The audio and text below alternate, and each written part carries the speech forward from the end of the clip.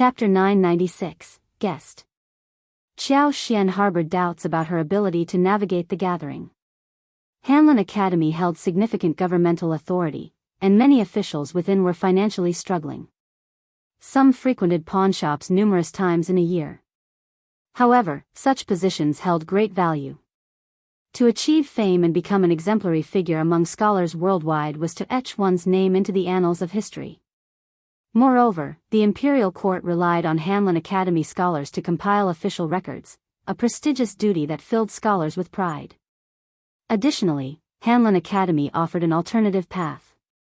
The 6 ministries, particularly the Ministry of Personnel and Ministry of Revenue, were staffed by individuals transferred from Hanlin Academy. To ascend to higher positions within the government and become heads of departments, one needed to undergo training at Hanlin Academy.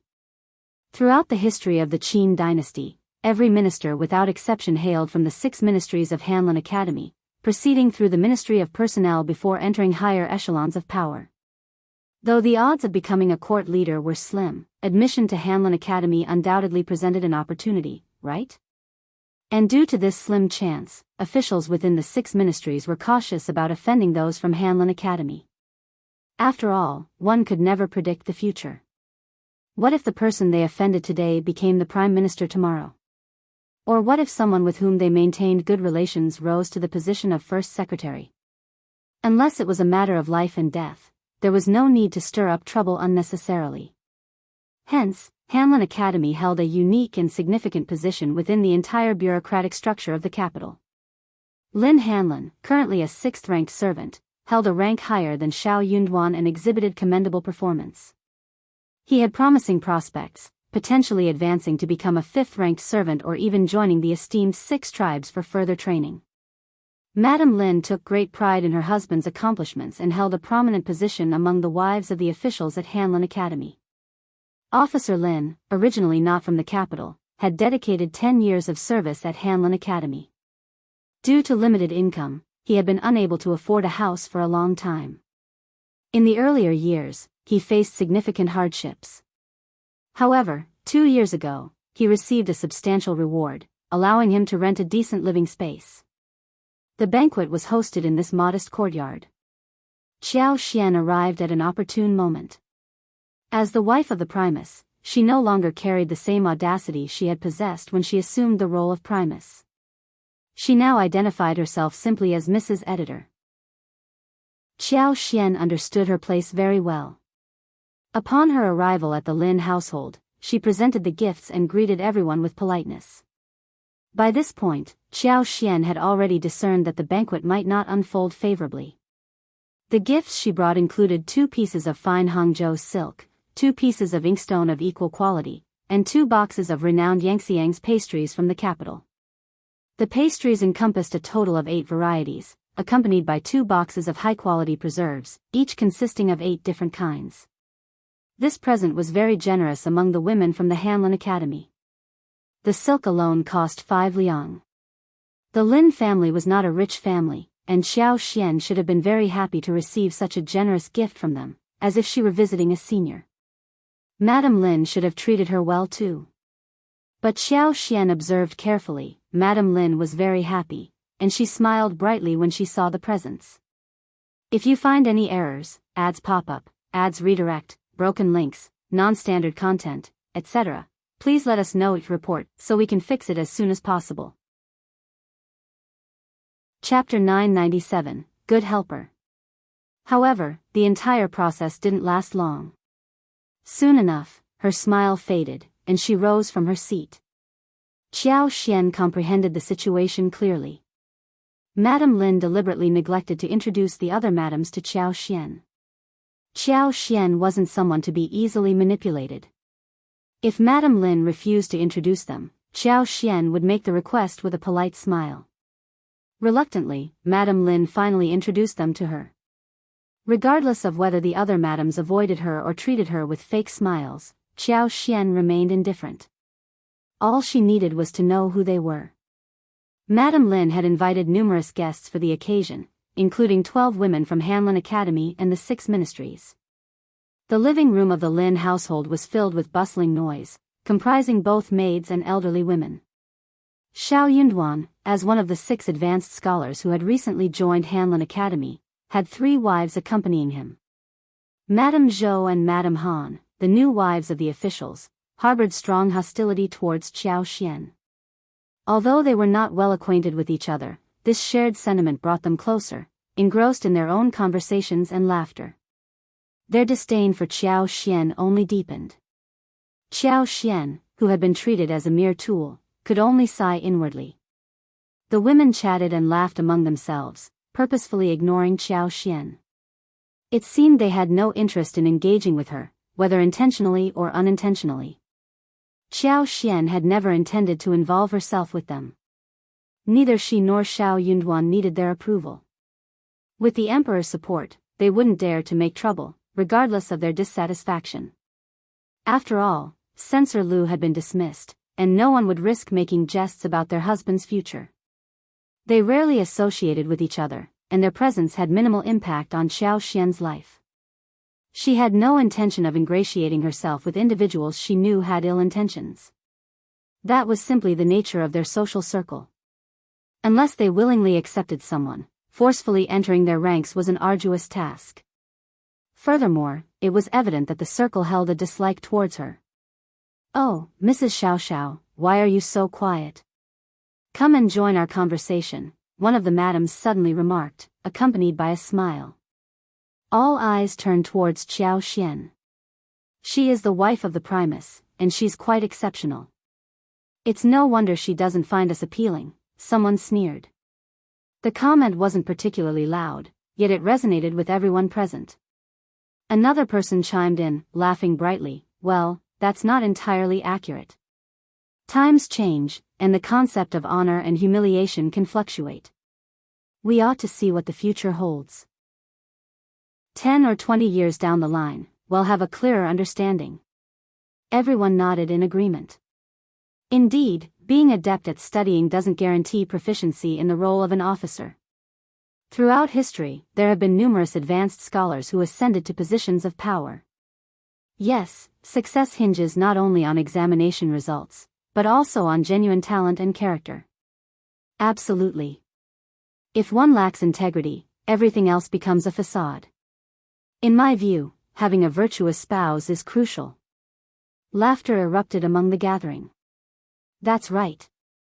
We need a virtuous spouse to support us. A harmonious marriage is the key to avoiding trouble. If you find any errors, ads pop up, ads redirect, broken links, non-standard content, etc., please let us know it report so we can fix it as soon as possible. Chapter 998, Pretending. Qiao Xian smiled in response. Indeed, a good wife should refrain from speaking nonsensically and avoid causing unnecessary trouble. It is often the tongue that creates problems. Engaging in idle chatter is not worth the trouble. That's the wisdom I've acquired, isn't it? Her words caught everyone off guard, and the expressions on 3 or 4 individuals' faces changed abruptly. They exchanged bewildered glances. They had marginalized Qiao Xian and spoken ill of her, believing she was meek and foolish. In their eyes, she had merely put on a facade of composure. Little did they know that within her, she was already crumbling. As they looked down upon her, their envy grew. How could Primus Xiao, who had spurned the prestigious Tian family and rejected elder Miss, choose such a timid and foolish concubine's daughter? Unexpectedly, she had been pretending to be weak all along. Each word she uttered cut like a sharp blade. Madame Qin, known for her temper and seniority, seemed to assert her dominance. She sneered and aggressively addressed Qiao Xian, "That's not a trivial matter, Mrs. Xiao. Your modesty has surprised us all. But couldn't you speak with a bit more decorum? You should show respect to the host, shouldn't you? Madame Lin has been so gracious to us, and you wouldn't want to spoil the atmosphere and dampen everyone's spirits. What could be the reason behind your behavior? I know your husband is highly capable, and the emperor supports him. However, that doesn't give you the audacity to disregard others' feelings, does it? I speak my mind freely, and am not even afraid if you get angry and report me." They exchanged glances, surprised by Madame Qin's obstinacy. Most of the other madams were aware of Madame Qin's hot temper and her penchant for putting on airs. She always sought praise wherever she went and enjoyed lecturing others with a sense of righteousness. Due to her husband's position as a fifth-ranked scholar, the second in command at the Hanlin Academy, everyone accorded her respect. Over time, her arrogance only grew. Unexpectedly, Madame Qin was causing a scene once again. The other madams felt a mix of nervousness and excitement. How would Mrs. Xiao respond? Xiao Xian was taken aback. Yes, she had been mocking Madame Qin. What was wrong with that? After all, they had all been mocking her. She could sense that Madame Lin must have been influenced by the Tian family. Some of the attendees had ties to the Tian family or harbored jealousy towards her. Xiao Xian smiled calmly. I thought Madame Qin was praising me, but apparently that's not the case. However, I am uncertain as to what I have done wrong. Please enlighten me, Madame Qin. Madame Qin's face contorted in anger. It had been years since anyone had contradicted her so boldly in public. She cast a disdainful look at Xiao Xian and sneered, "You don't even understand your own actions. It's because you're slow-witted, despite having read so many books. I am not obligated to teach you anything. You don't need to teach me anything either. Xiang, if you find any errors, ads pop up, ads redirect, broken links, non-standard content, etc., please let us know to report so we can fix it as soon as possible." Chapter 999, Apology. She stood up and declared, "Inform Madame Lin that I am taking my leave." Giving Xiao Xian a disdainful glance, Madame Qin made it clear that she had no desire to associate with her. Madame Lin happened to be in the kitchen, and Xiao Xiang nodded before leaving to deliver the message. The other madams became anxious, attempting to dissuade Madame Qin.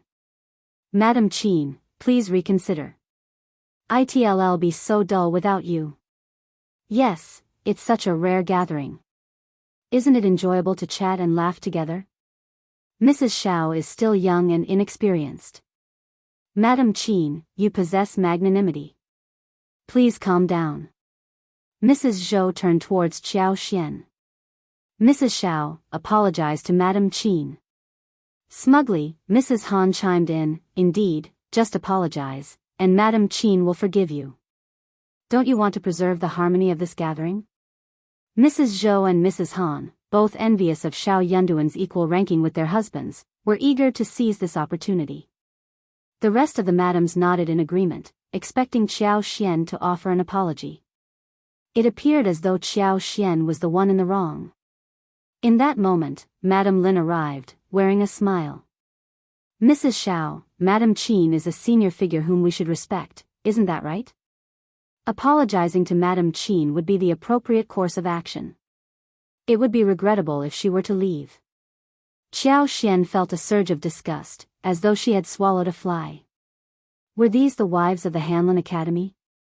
What were they thinking? She found herself being pressured to apologize, with even the host, Madame Lin, speaking up. Respecting the host was necessary, wasn't it? Xiao Xian began to make an assumption. If she were to apologize, it would imply that she was immature, unruly, and lacked understanding of what was appropriate. It would be seen as her first guest appearance resulting in offense, raising concerns about her morality.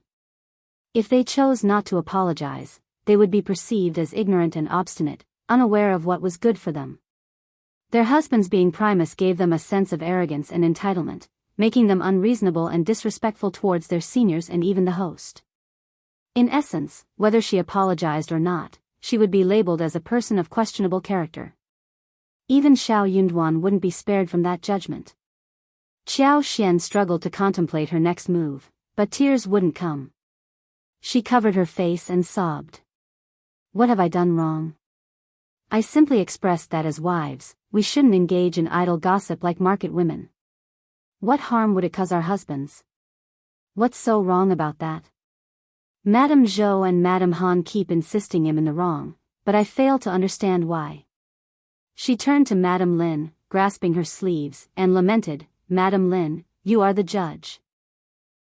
Tell me, am I wrong?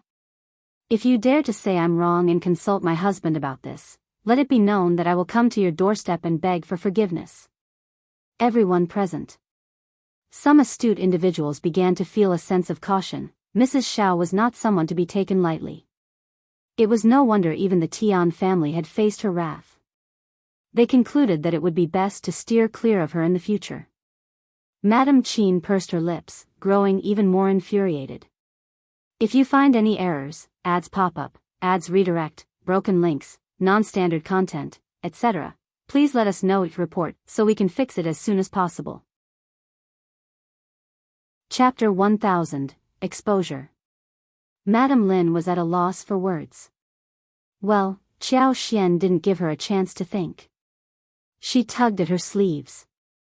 Mrs. Lin, am I wrong? Madame Lin had no choice but to shake her head. You are right, I knew Mrs. Lin is a very understanding person. Xianxia looked up at Mrs. Zhou and Mrs. Han. Mrs. Zhou, Mrs. Han, tell me, what did I do wrong? Should I apologize to you? What would be the point? Mrs. Zhou and Mrs. Han flushed with embarrassment. Madame Lin had just informed them of what Xianxia said, and now Xianxia was interrogating them. They couldn't counter Madame Lin's statement, and they had no choice but to remain silent. Annoyance began to well up within them towards Xianxia. As a couple, they felt even more humiliated in front of the gathered guests. They weren't as quick-witted or as audacious as Xianxia. Panic set in, leaving them dumbfounded and unable to utter a word, as beads of sweat formed on their foreheads. Madame Han snapped, her voice filled with anger. So many people have said that Mrs. Xiao is trying to drag us into her grudge. Xianxia almost burst into laughter, inwardly cursing at Madame Han's foolishness. She wasn't about to let go of this opportunity. She responded instantly, Mrs. Han, what are you talking about? I only heard the two of you speak. No one else said a word. Mrs. Han, please point it out. All eyes turned to Madame Han with disapproval. Madame Han was taken aback, realizing she had misspoken. Her face flushed with embarrassment, feeling deeply humiliated. You're up to no good. Madame Han exclaimed. Xianxia responded with curiosity, of course, I am up to no good. Mrs. Han, you spoke those words of your own accord, without any coercion from me. I am merely following your lead. If you don't wish to answer me, I will pretend I never heard anything. You are accusing me without any valid reason, and it's quite perplexing. Mrs. Han's eyes widened, her lips quivered, and her face flushed with a mix of anger and embarrassment. How delightful. The others couldn't bear the situation any longer. It had become incredibly embarrassing for Mrs. Han. If given the chance, she would have loved nothing more than to tear Mrs. Xiao apart. They all sighed inwardly, realizing that Mrs. Xiao was not someone to be trifled with. Editor Xiao was a Primus, and he couldn't be foolish enough to offend the Tian family just to protect his wife. Mrs. Xiao couldn't possibly be an idiot. Even Madame Qin grew weary of the situation. She had a sense that she couldn't afford to provoke this woman, so she abandoned the idea. It would be immensely embarrassing if her attempts to confront Xianxia backfired. Concerns about her husband's position and Xianxia's temper had made everyone yield to her demands in the past, and she was well aware of that fact. Now, they realized they had kicked a hornet's nest. Well, never mind. Madame Min forced a laugh and tried to appear relaxed. I believe it's just a misunderstanding. We are all friends here, and we will be spending a lot of time together in the future. We can discuss things calmly, there's no need to be so serious, right? A collective sigh of relief swept through the room, and everyone nodded with forced smiles. Madame Lin expressed her gratitude to Madame Min and smiled. It's entirely my fault as the host. I haven't served you properly, please forgive me. Let's have some more tea and continue our conversation. We'll have dinner soon, and we can enjoy a pleasant chat afterward. If you find any errors, ads pop up, ads redirect, broken links, non-standard content, etc., please let us know each report so we can fix it as soon as possible. Chapter 1001, Famous. Everyone smiled and shifted the conversation to a different topic. Madame Lin instructed the maids to bring more tea and snacks, greeted everyone, and headed to the kitchen to check on the progress of the dishes. Madame Qin, who had intended to leave, was convinced to stay and returned to her seat.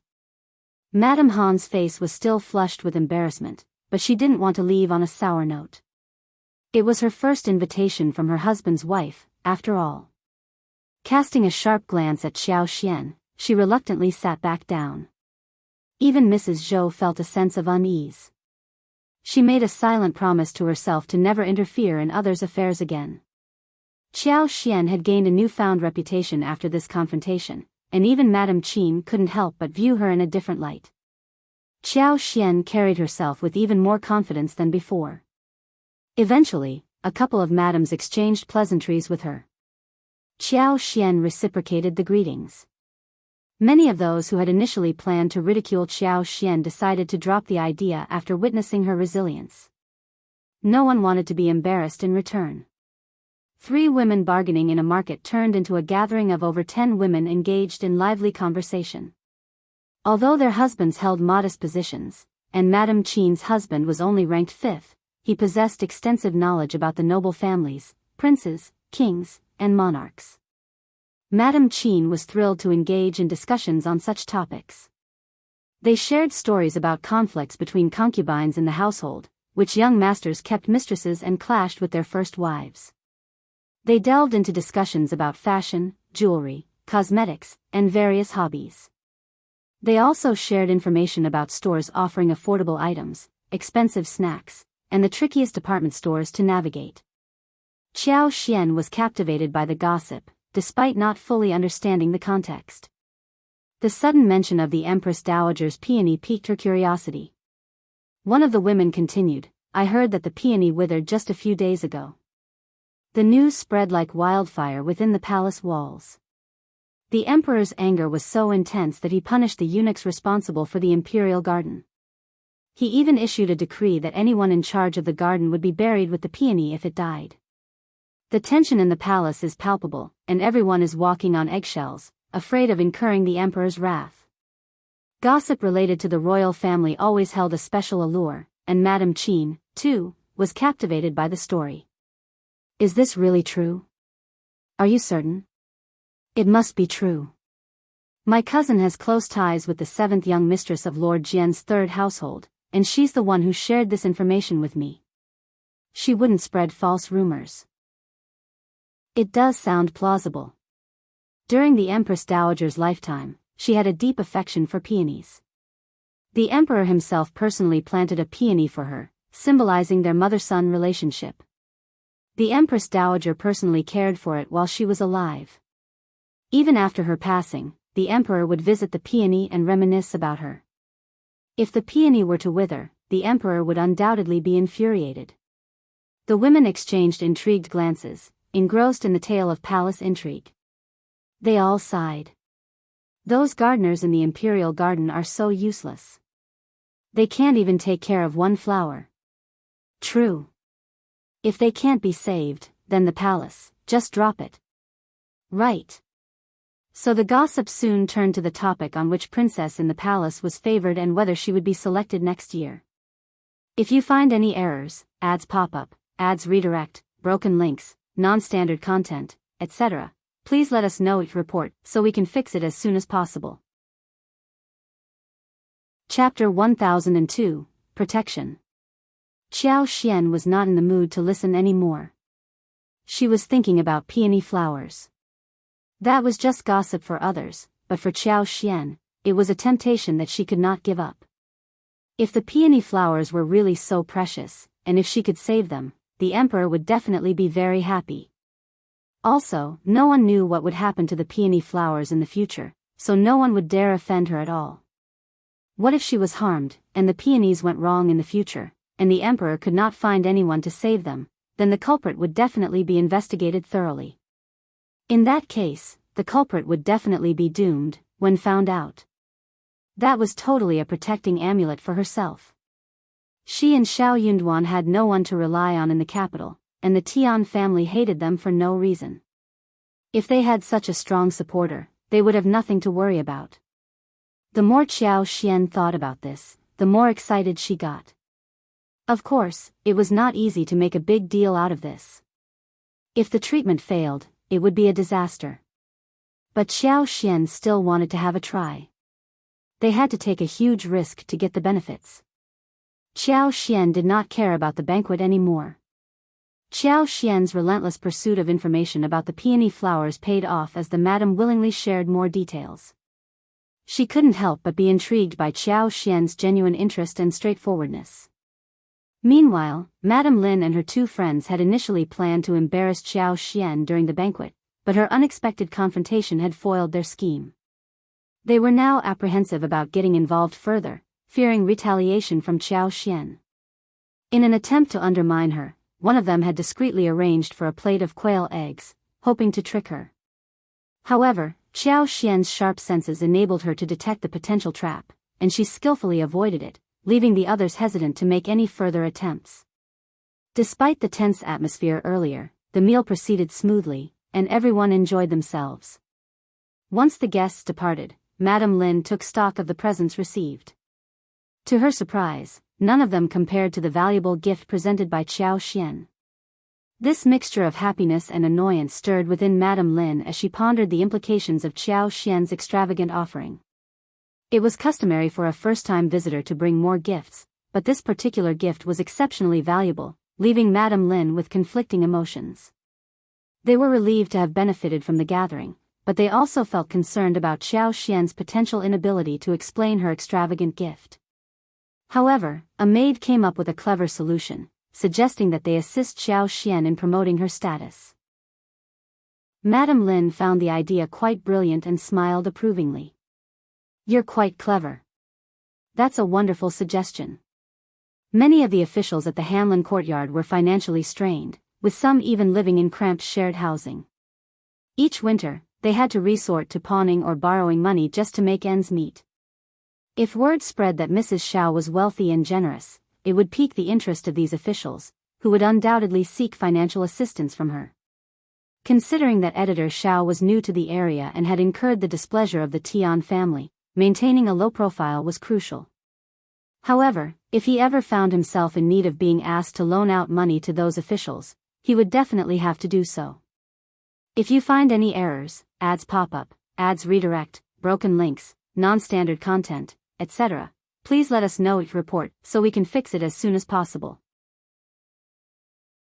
Chapter 1003, Offence. She couldn't help but lend out the second and third, considering she had already lent out one. Even if they had borrowed the money, their reluctance to return it was evident. They continuously postponed repayment. Could they audaciously demand someone else to return it? Such actions would undoubtedly offend numerous individuals. The Tian family had deliberately targeted them, seeking opportunities to find fault. It was an effective strategy. Mrs. Lin's worries had dissipated. She engaged in a conversation with the maid on how to spread Xianxia's reputation. Meanwhile, Xianxia couldn't stop thinking about the peony ever since she returned home. After dinner, she inquired with Xiao Yunduan if he had any information about it. After pondering for a moment, Xiao Yunduan nodded with a smile. "A few days ago, I heard some news about it." Xianxia's face lit up, and she asked eagerly, "What is happening? Please enlighten me, husband." Xiao Yunduan felt somewhat helpless. He attempted to recall the details and conveyed them in simple terms. Just as Xianxia had mentioned, the peony held great spiritual significance for the late Empress Dowager, which made it incredibly valuable to the emperor. No one within the palace dared to make even the slightest noise about this matter. Everyone understood that failure to safeguard the peony would result in someone within the palace facing dire consequences. It was uncertain whether it would implicate the consorts, princes, and princesses. After all, the emperor's wrath was not an exaggerated claim but a harsh reality. Xiao Yunduan's heart skipped a beat, and he instantly became alert when the thought of Xianxia saving the orchid given by Xie Jingrong crossed his mind. He looked at her with concern and asked, "Why are you inquiring about this? Do you believe you can handle it?" "It's too risky." Xianxia knew he wouldn't agree, so she had planned to proceed secretly without informing him. To her surprise, he had already contemplated the matter after gathering some information. Deciding not to conceal her intentions, she took hold of his sleeve and gently shook it. "Darling, sometimes you have to take risks to achieve something great. I don't want you to take such a risk." "Don't talk like that." Xiao Yunduan was torn between amusement and frustration. Did he really have to rely on her to venture into the lion's den? Nevertheless, while this task might be extremely challenging for others, I am 80% confident in my abilities. It's worth giving it a try. Xianer, no. If it were any other family, you could go ahead if you wanted. Even if it failed, it wouldn't have grave consequences. But this involves the royal family. The emperor is infuriated by this matter. All the court officials, princes, and consorts are on edge, fearing that the emperor will unleash his anger upon them for no apparent reason. Right now, others can't wait to keep their distance, and yet you dare to approach him? Not even 99%. Have you considered the consequences if he fails? Have you thought about what the emperor might do? Failure could cost him his life. His words resonated with Xiao Xian, leaving her feeling both hesitant and moved. However, she couldn't bring herself to give up. "My love, this opportunity is like a rare gift bestowed upon us. If we let it slip away, we will surely regret it. Can't you trust me just this once? If I didn't have confidence, why would I be willing to take such a risk? I must go. Help me find a way to achieve a compromise, but please don't outright reject me. Don't you realize that Madame Lin is hosting an event in my honor today? Those wives of Hanlon scholars and low-ranking officials are intentionally ridiculing and isolating me. I simply cannot tolerate this humiliation." Xiao Yunduan furrowed his brow. "What did they do?" Xiao Xian smiled. "It's nothing more than petty and somewhat amusing. If you find any errors, ads pop up, ads redirect, broken links, non-standard content, etc., please let us know at report so we can fix it as soon as possible." Chapter 1004 Wei. There will be numerous future gatherings, both large and small. I can't simply avoid attending them. I have to take action. Can you truly bear to let me miss out on such a wonderful opportunity? My love, please help me. Xiao Yunduan remained silent, contemplating his options. What was he going to do? He regarded Xiao Xian with suspicion, questioning whether her claims of being bullied were true. Why hadn't he realized it earlier? Nevertheless, when he heard her plea, he couldn't find the strength to refute her or bear to do so. Xiao Yunduan let out a sigh. Xiao Xian understood that he had agreed. She immediately brightened up. My love, you're the best. I knew you would assist me. Xiao Yunduan. Tell me honestly, how confident are you? He asked. Xiao Xian's smile faded, and she responded earnestly, I can't say for certain, but am at least 80% confident. An 80% chance was almost as good as a guarantee. Xiao Yunduan found himself torn between amusement and frustration. After a brief pause, he suggested, let's visit the Crown Prince at the East Palace tomorrow. The Crown Prince is known for his benevolence. Let's hear his thoughts first. Alright, let's go and seek the Crown Prince's support. Xiao Xian's remaining worries vanished. Xiao Xian harbored no concerns about her ability to save the peony. As long as the flower remained alive, she believed she had the power to revive it and enhance its vibrancy. It was Xiao Yunduan who felt breathless with anxiety. After all, the events had unfolded within the palace walls. How could they possibly know what was happening? However, if the Crown Prince was willing to provide insight, then there was hope. The Crown Prince would surely be aware if the peony bush was still alive. Xiao Xian had heard of the prince's benevolent nature and hoped that he would grant Xiao Yunduan, a mere Primus, some face. With the Crown Prince's assistance, Xiao Xian would be secure. But if the Crown Prince declined, Xiao Xian would relinquish her pursuit. The following day, Xiao Yunduan sought leave from the Hanlon Academy, and together they made their way to the East Palace to meet the prince. Although referred to as the East Palace of the Great Qin Empire, it was, in fact, a separate mansion adjacent to the palace, not within its confines. Not just anyone could enter the Crown Prince's eastern palace. However, Xiao Yunduan's reputation was too prominent. Despite being only a 7th grade editor at the Hanlin Academy, he was the top scorer. He had even confronted the Tian family head-on, and the emperor had intervened on his behalf. It wasn't just the Eastern Palace. The more influential a residence, the more meticulous they were in selecting their gatekeepers. The position of a gatekeeper was not one that could be entrusted to a mere servant. A single offense, mistake, or unauthorized entry could potentially lead to a disastrous outcome. Upon Xiao Yunduan's introduction, a polite greeting came from the gatehouse. Coincidentally, the Crown Prince happened to be present within the mansion, and someone hurriedly went to inform him. The current Crown Prince was not the offspring of the current Empress Qi. The biological son of Empress Qi was the 3rd prince, who had recently turned 30. The Crown Prince's biological mother was the late Emperor Xian of Qi's Empress Li. Having held power for a considerable duration, Emperor Xian of Qi's reign saw the Crown Prince reach the age of 43 this year. He was known for his integrity, refinement, and gentleness, earning him a reputation as a virtuous individual among the people. The court officials were indeed respectful and deferential toward him. If you find any errors, ads pop up, ads redirect, broken links, non-standard content, etc., please let us know it report so we can fix it as soon as possible. Chapter 1005 at the East Palace. Upon learning that the renowned editor Xiao from the Hanlin Academy had arrived with his wife, the Crown Prince was taken aback. After a moment of contemplation, he instructed them to be brought in. During an imperial court session, his father had mentioned that if editor Xiao encountered any difficulties, he could seek assistance from him or the princes. Since they were here, it would be inappropriate not to meet them. Qiao Xian and Xiao Yunduan followed a young eunuch through a long corridor and several courtyards, finally arriving at a small, exquisitely adorned parlor. Seated on the main chair in the hall was a middle-aged man donning a ginger-colored round dragon collar robe.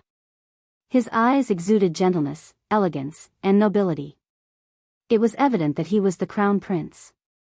Xiao Yunduan promptly approached and performed a kowtow. The Crown Prince smiled and raised his hand in a gentle gesture. Rise. Have a seat. Thank you, Crown Prince. Xiao Yunduan stood up and attempted to assist Xiao Xian in getting up. However, when he turned to her, he was taken aback. Xiao Xian seemed lost in her thoughts. Xiao Yunduan grasped her arms and whispered, "Wife, wife." He called her multiple times, gradually raising his voice. Eventually, Xiao Xian snapped out of her reverie. Startled, she apologized, "Please forgive me." "It's all right, rise."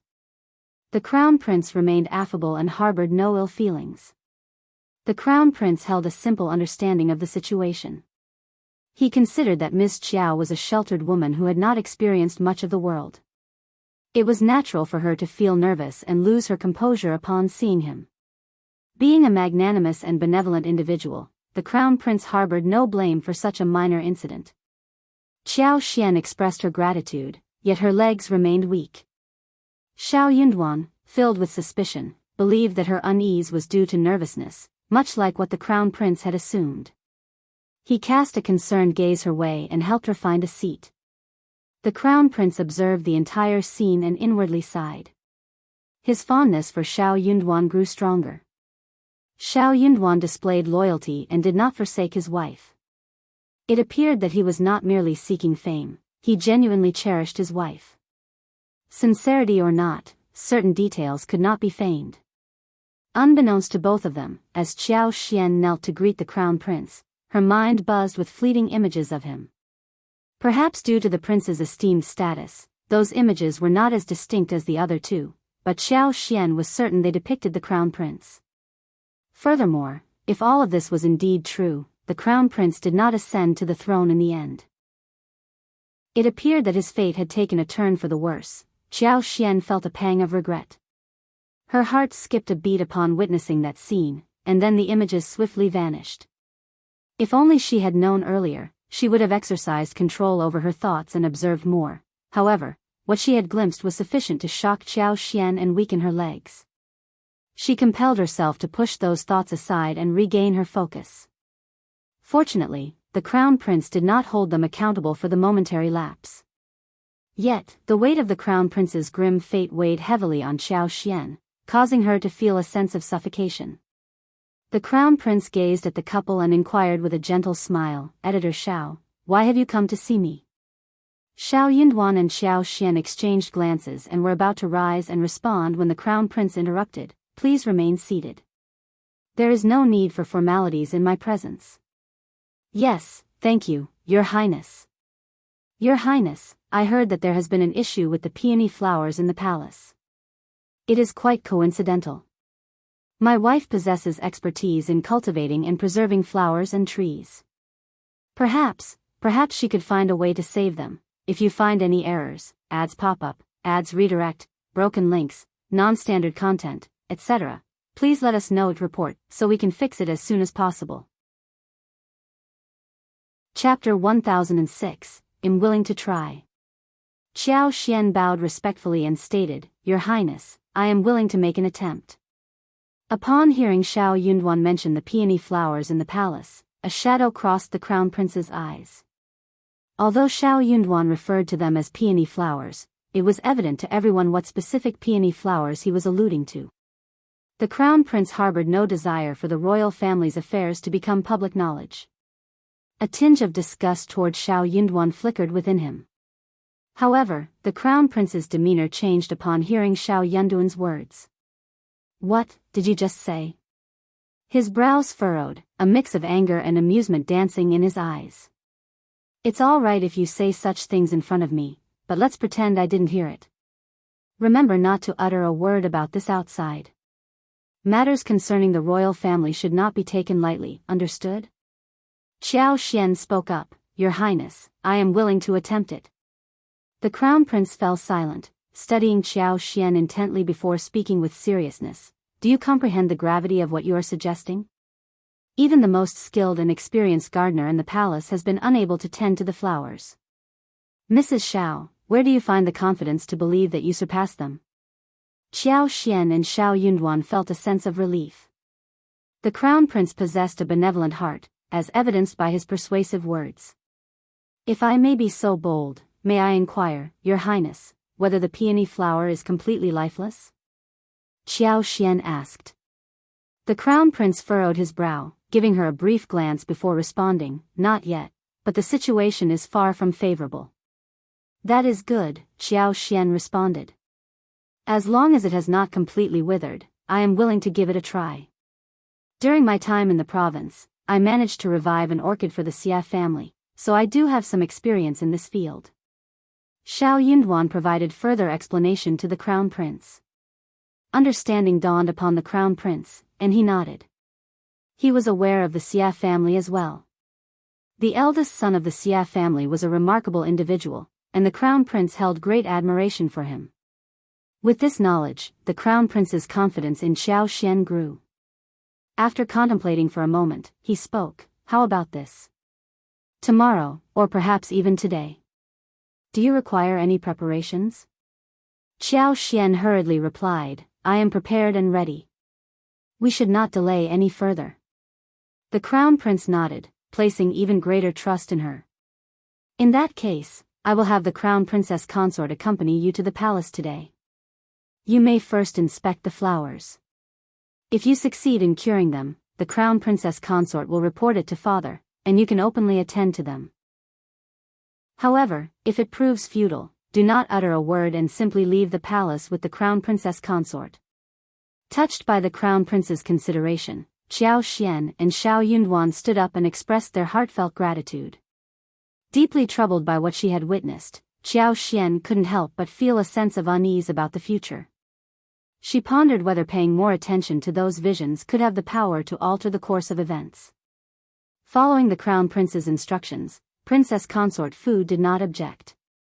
She instructed Xianxia to disguise herself as a maid and accompany her.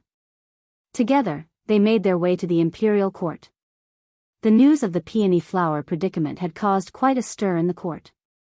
It was only natural for the Crown Prince and Princess Consort to show concern for the flowers, thus justifying Princess Consort's visit to the court. Upon entering the court, Princess Consort sent her maid to greet the queen and informed her of their intention to visit the flowers in the imperial garden. Leading Xianxia, they proceeded towards the imperial garden. Within the imperial garden, a vast expanse of peonies flourished, featuring a variety of exquisite and rare blooms. The cluster of flowers held immense value and was even enclosed by white jade railings. Carefully tended to by dedicated gardeners, every precaution was taken to prevent any mishaps. The winter frames provided warmth, while the summer shade offered a cool respite. If you find any errors, ads pop up, ads redirect, broken links, non-standard content, etc., please let us know each report so we can fix it as soon as possible.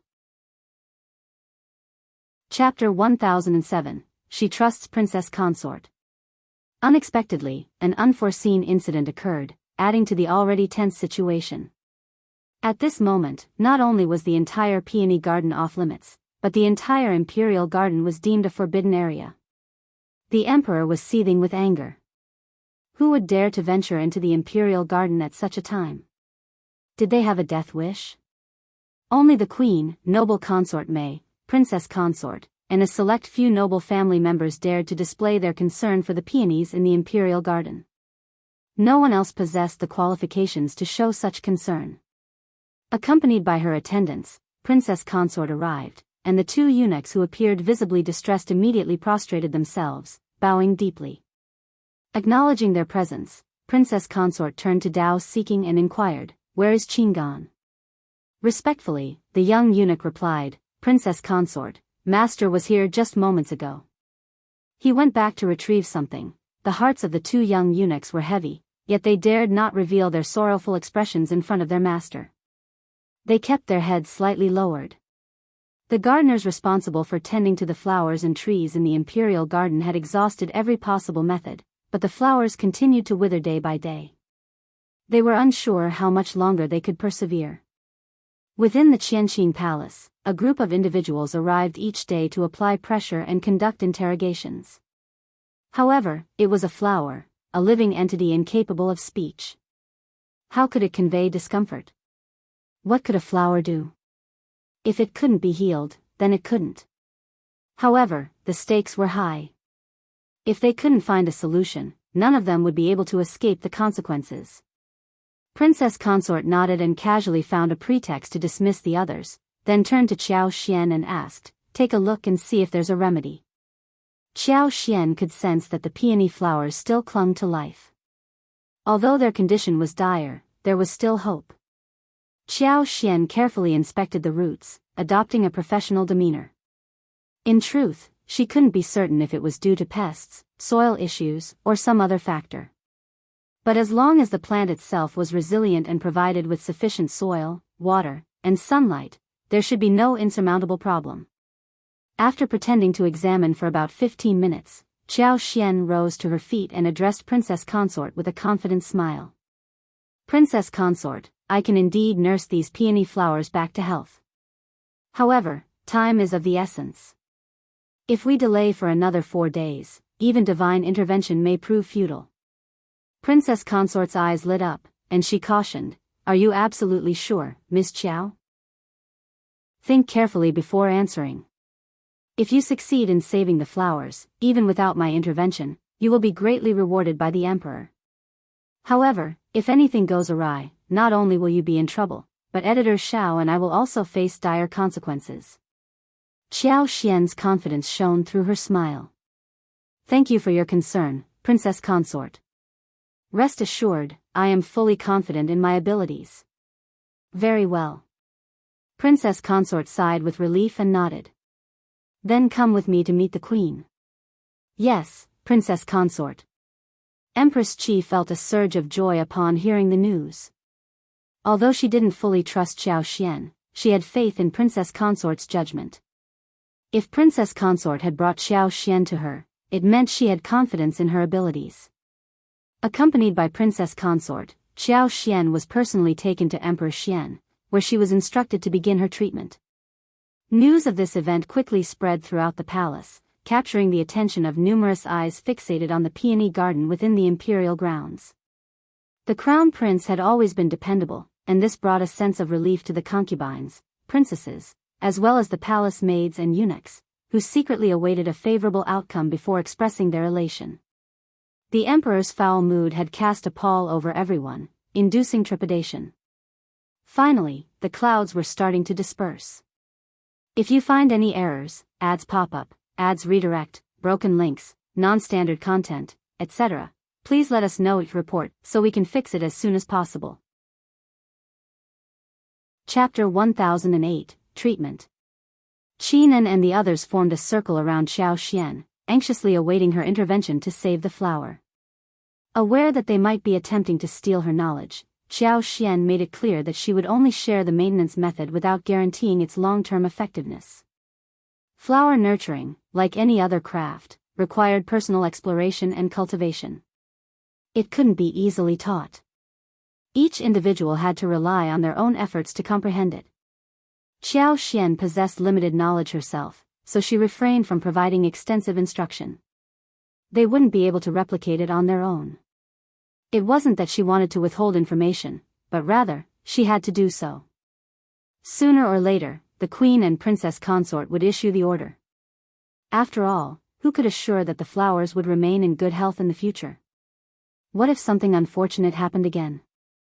Xianxia couldn't be expected to attend to them within the court indefinitely. Apparently, Qinan and the others understood this as well. Upon hearing Xianxia's words, they wore expressions of naturally, without a hint of gratitude. Contrarily, they felt a tinge of unease.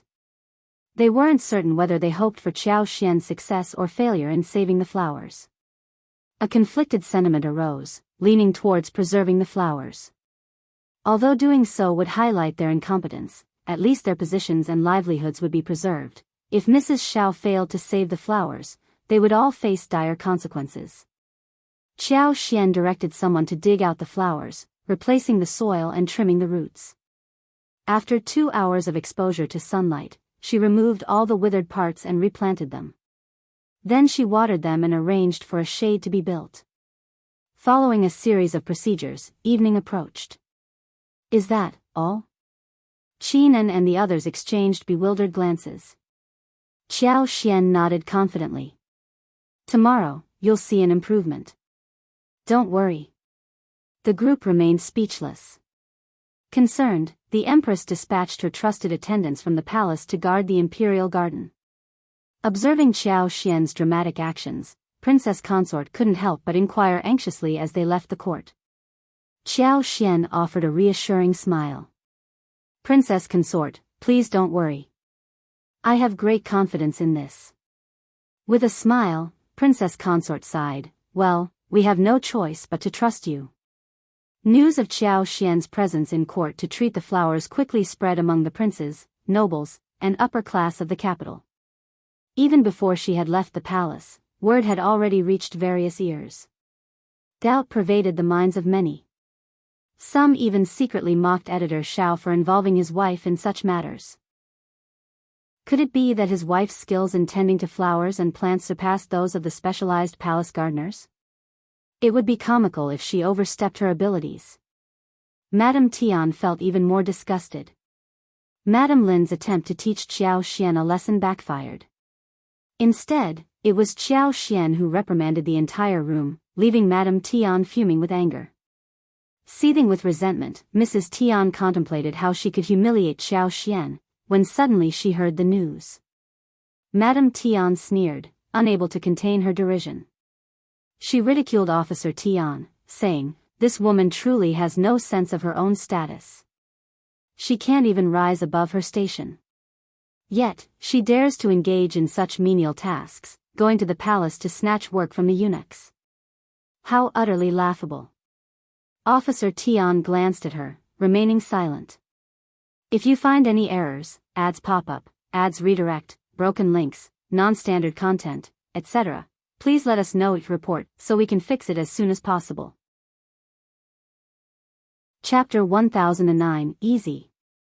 Aware of his wife's anger and complaints, Officer Tian couldn't help but caution her, don't speak such nonsense in public. Madame Tian's expression darkened at his words. After a brief pause, she snorted and sneered, there are so many inept individuals out there. I refuse to believe she can handle it well. If she messes up, it will be quite the spectacle.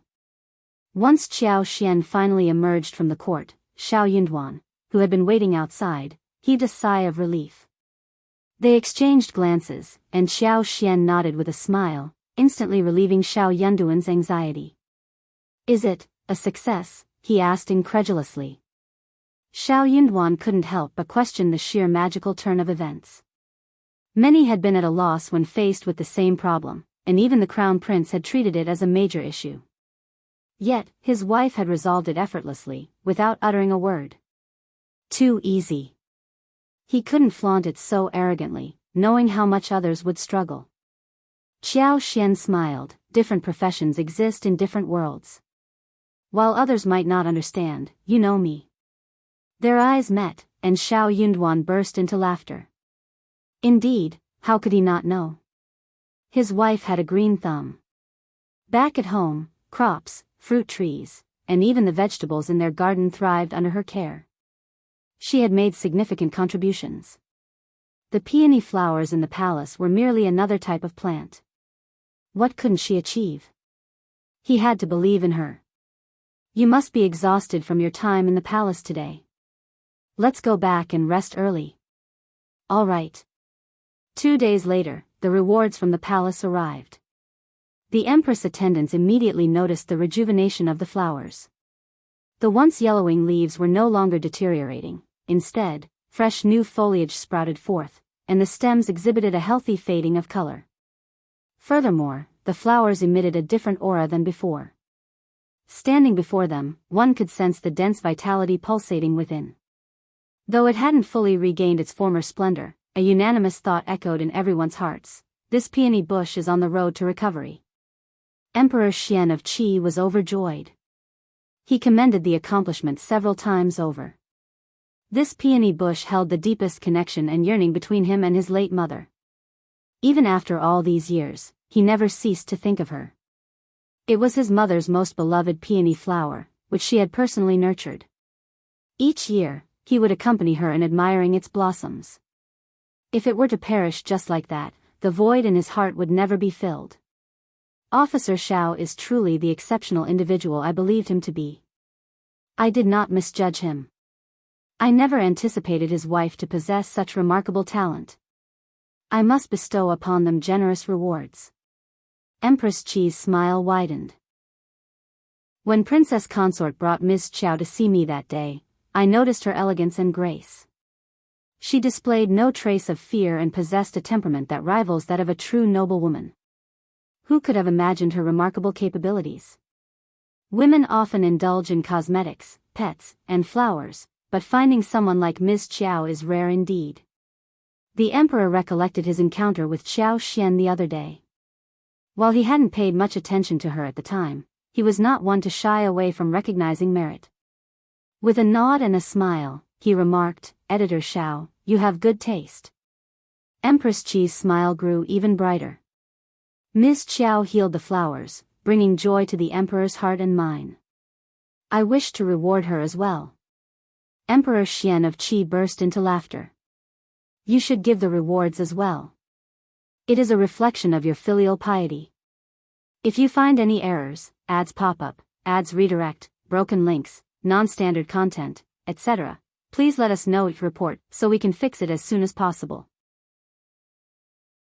Chapter 1010, Reward. The flower held immense sentimental value for the former Empress Dowager, and Emperor Xian of Qi's recognition was well placed. Empress Qi playfully teased him, bringing an even greater smile to the emperor's face. Soon, the rewards arrived at the Xiao family's residence. They received 20 bolts of exquisite brocade, 300 liang of gold, and a pair of rui scepters adorned with gold and jade. The emperor's rewards were typically modest, making it quite exceptional for him to bestow such lavish gifts upon foreign ministers.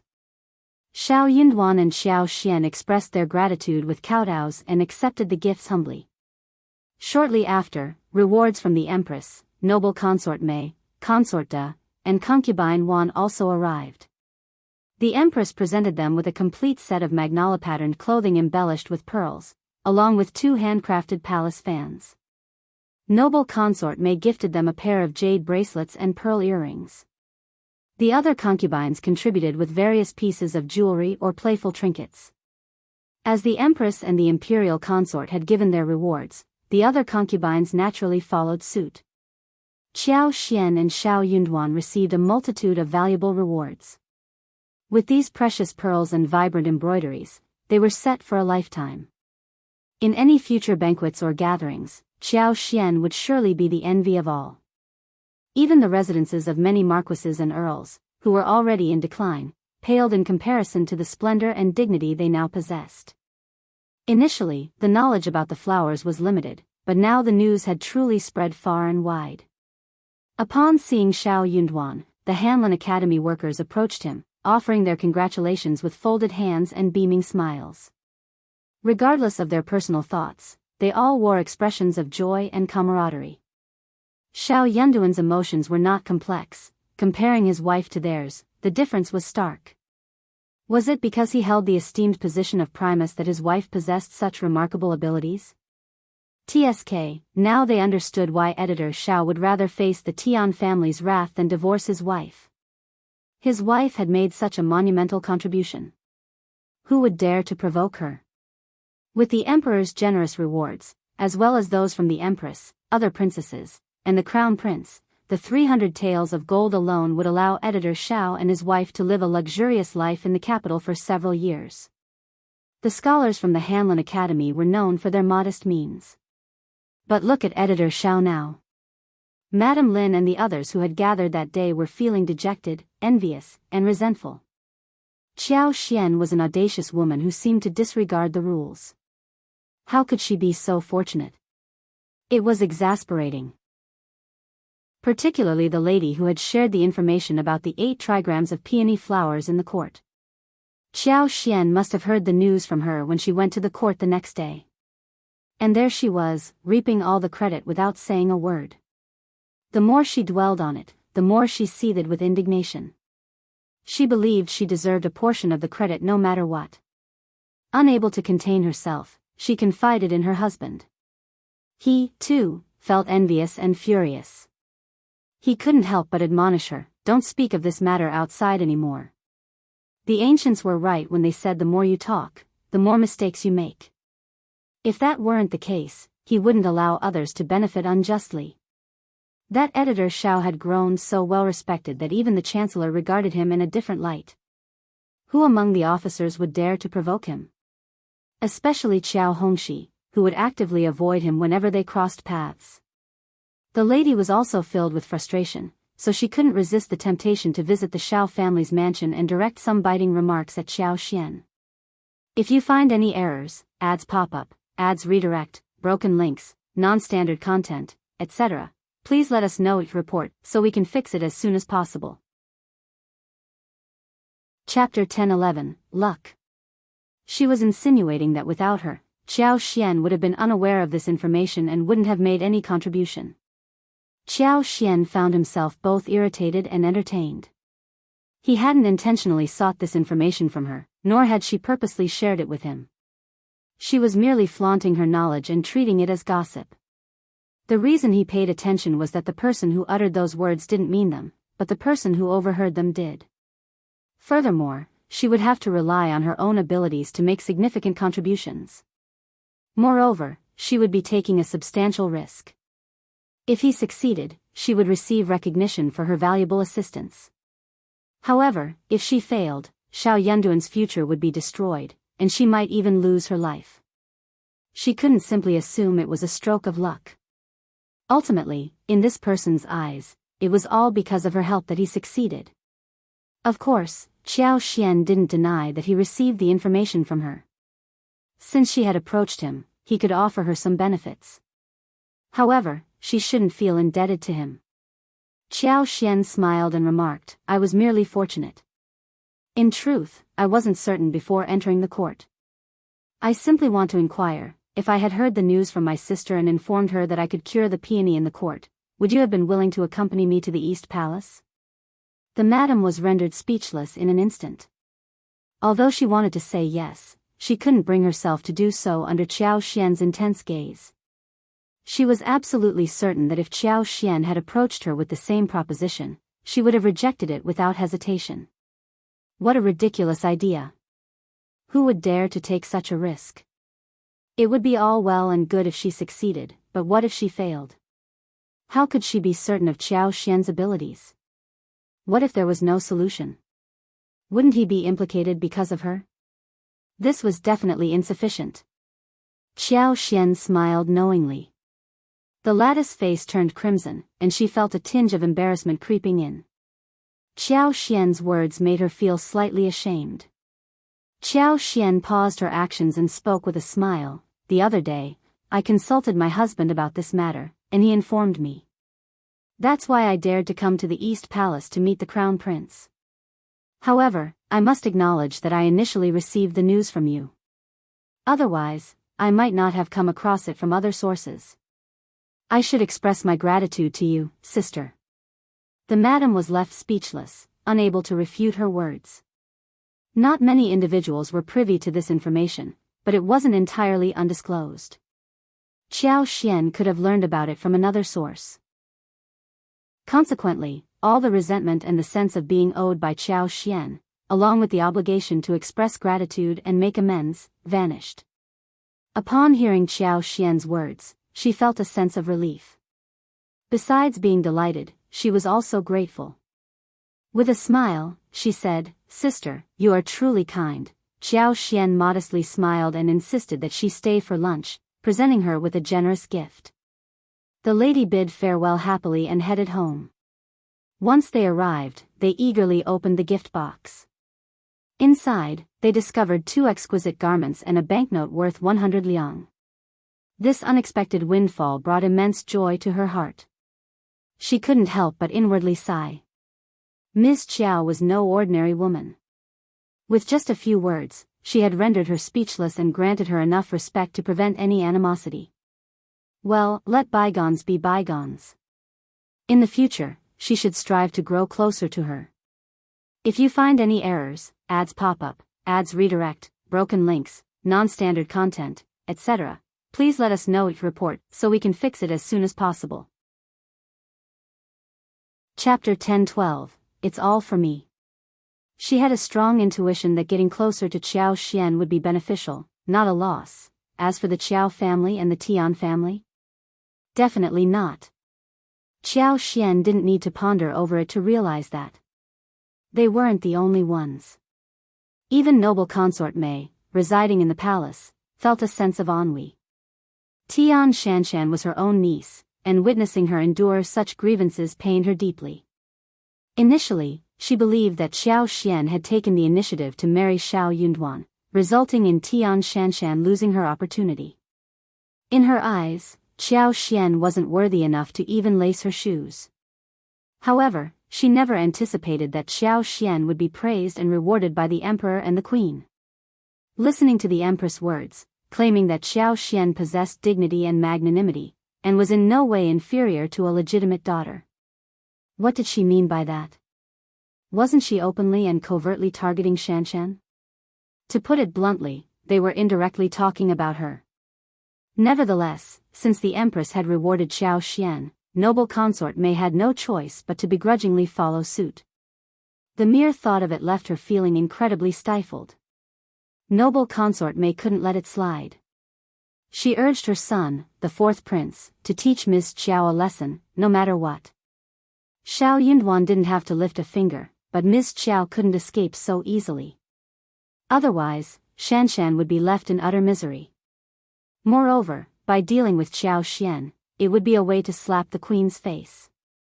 Contemplating the queen's remarks about Xiao Xian, noble Consort Mei couldn't help but feel a surge of anger. The 4th prince was also growing restless. Editor Xiao had escorted Ms. Xiao to meet the crown prince. Over the past couple of days, his father had been heaping praises upon the crown prince, emphasizing his kindness and filial piety, which had left an impression on the 4th prince. He had clearly sent someone to establish a connection with Editor Xiao and extend goodwill, but Editor Xiao feigned ignorance and rejected his father's kind intentions. Instead, he turned around and sought favor with the crown prince. It was truly despicable. Given the circumstances, the fourth prince didn't mind teaching editor Xiao a lesson. Weren't they on the verge of leaving the capital to return to their hometown for ancestral rites? Once they departed, there would be ample opportunities. Soon enough, Hanlin Academy withdrew Xiao Yunduan from his position and instructed him to return to his hometown for the ancestral rites. That was precisely what Xiao Yunduan desired, so he departed from the capital alongside Xiao Xian. As the Primus, he was returning to his hometown to pay respects to his ancestors. Following the established protocol, the Ministry of Rites arranged for an escort of honor, horses, and guards. A grand procession of over 30 individuals embarked on their journey. The Ministry of Rites had provided for the expenses of the trip, relieving Xiao Xian and Xiao Yunduan of any concerns. However, the allocation provided by the Ministry of Rites was just sufficient, leaving no room for surplus. On the day of their departure from the capital, Xiao Xian handed 500 liang to the manager responsible for the logistics, instructing him to enhance the quality of everyone's meals and accommodations throughout the journey. Additionally, each individual received a red packet containing 10 liang. Initially, the members of the escort team had reservations about undertaking such a demanding task. However, now they expressed their gratitude wholeheartedly. They took great pride in escorting the Primus back to his hometown for ancestral rites. Although the imperial court had dispatched personnel to accompany them, it was unlikely that any bandits or troublemakers would dare to rob or cause trouble along the way, unless they had a death wish. Everyone had absolute confidence in their safety. Any individual foolish enough to lay a hand on the Primus or the officials from the imperial court was effectively signing their own death warrant. However, Xiao Xian remained vigilant and cautious. Whenever they traversed through remote regions, she would employ her heightened senses to scan the surroundings within a radius of 500 or 600 meters. She also conducted periodic checks of their surroundings. For Xiao Xian, it was merely a reflex that occurred whenever the thought crossed her mind. It was not a futile effort. Developing such a subconscious habit proved beneficial and provided a sense of security. If you find any errors, ads pop up, ads redirect, broken links, non-standard content, etc., please let us know your report so we can fix it as soon as possible. Chapter 1013. Actually, it's all like this. All the precautions and vigilance proved to be worthwhile. To Xiao Xian's surprise, one day while passing through a narrow canyon after entering the Jianghu state, she encountered individuals with malicious intent. Behind a mountain rock, dozens of individuals lay in wait, their faces concealed by masks. They donned worn-out combat attire, with some wearing tattered head coverings and others having disheveled hair and dirt-streaked foreheads. Their appearances were reminiscent of a group of mountain bandits. However, that was far from the truth. Xiao Xian overheard their conversations, and with each passing moment, her heart sank deeper and her anger intensified. They weren't genuine bandits, instead, they were trusted guards dispatched by the fourth prince. Their purpose was to exact revenge for Tian Shanshan. At that moment, Xiao Xian recollected that the fourth prince was elder Miss Tian's cousin. It was only natural for a cousin to stand up for their kin. Yet, it was the Tian family who had initiated the conflict. And now, they sought to engage in further violence, bloodshed, and injustice. While not everything in this world could be reasoned with, this was an outrageous act. Listening to their jests and boasts, it became apparent that their intention was to rob and harm Xiao Yunduan, both in terms of his wealth and his well-being. They decided to lead Xiao Xian away, leaving tracks for them to follow. They would allow them to chase after her, buying enough time for Xiao Yunduan and the others to come to her rescue. But she couldn't make it too easy for them. They would pretend to put up a struggle for Xiao Xian, as if she were no match for her assailants. This would give her comrades the opportunity to save her. However, she couldn't emerge unscathed. Her clothes had to be torn, her hair disheveled, and one shoe missing for added authenticity. As the group continued their crude banter, their obscene remarks growing more repulsive, Xiao Xian's anger intensified. Despicable, vile, treacherous, and wicked. These people were truly despicable, and the fourth prince was no exception. Xianxia activated her powers, manipulating the vines to dislodge rocks and soil from the cliff above. As the dozens of individuals reveled in their conversation, saliva flying, a sudden cascade of rocks startled them. They screamed in terror, scattering in all directions, their initial enthusiasm replaced by panic. "Oh! Let's move away. It's dangerous, hurry up." Xianxia sneered silently. "Leaving? Never." There was a price to pay for one's foul mouth. Xianxia activated her superpower again, and the vines around them moved nimbly, tripping all of them and making them scream. Some ran too fast and fell heavily, some sprained their legs, some were hit by rocks that rolled down the cliff, or some fell on the thorny bushes. In short, there were screams and wails everywhere. It was not easy for this group of people to return to the nearby village and town safely, let alone stop somewhere and rob them. Only then did Xianxia withdraw her superpower. Her group passed through the canyon unscathed. But that was not the end of it. When she went to the capital again, she would definitely find an opportunity to get back at him. That fourth prince seemed so free, right? She was going to get him busy. They would spend the night in Lingzhou and travel before dawn the next day. If they hurried along the way, they would be able to return to the province before sunset tomorrow afternoon. When they returned to the province, they would be able to return home the day after tomorrow. The two of them could not conceal their excitement. Xiao Yunduan looked at Xianxia with a very bright and deep look. He had even offended the Tian family for her sake.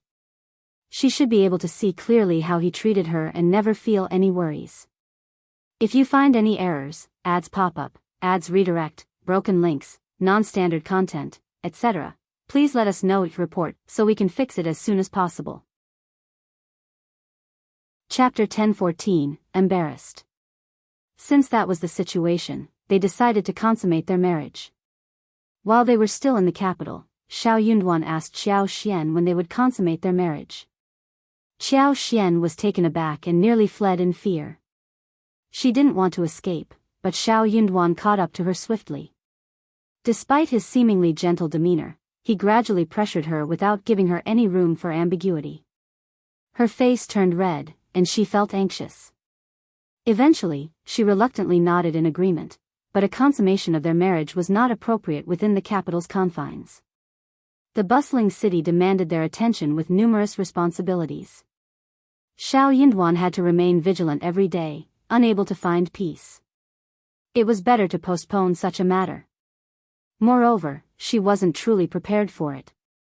Xiao Yunduan was well aware of this, but if he didn't push her, he might have remained single for the rest of his life. After returning to Shaoding village, he would wait. He had waited patiently for so long, waiting for a little over a month wouldn't make a difference. He had done everything he could, and she had no choice but to agree. Setting aside everything else, how could she be so shameless? Therefore, since their departure from the capital and passing through the state of Jianghu, as they drew closer to their hometown, Xiao Yunduan would gaze at Xianxia with tenderness and a smile, causing her to feel guilty and uneasy. She wished she could pretend not to understand the meaning behind his gaze. Unfortunately, she couldn't.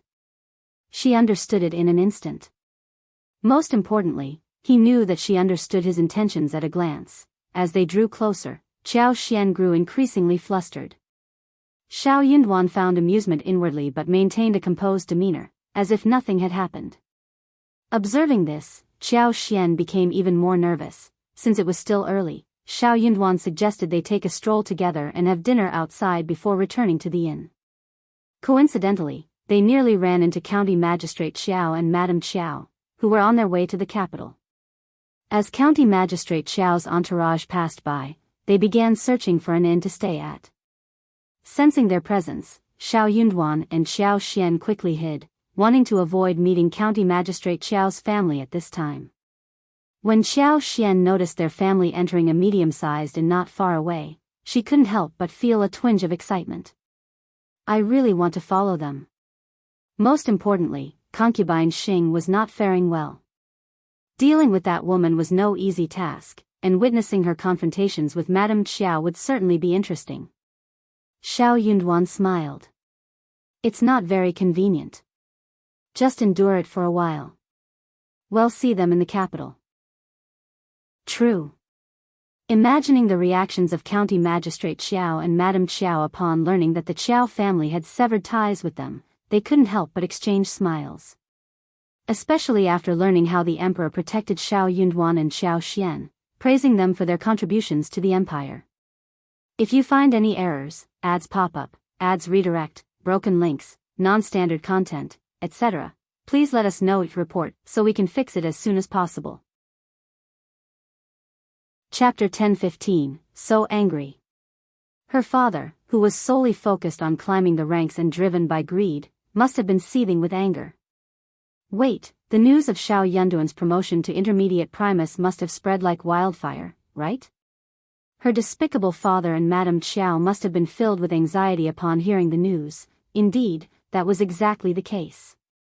County Magistrate Xiao had no knowledge of the misdeeds committed by his mother and two brothers.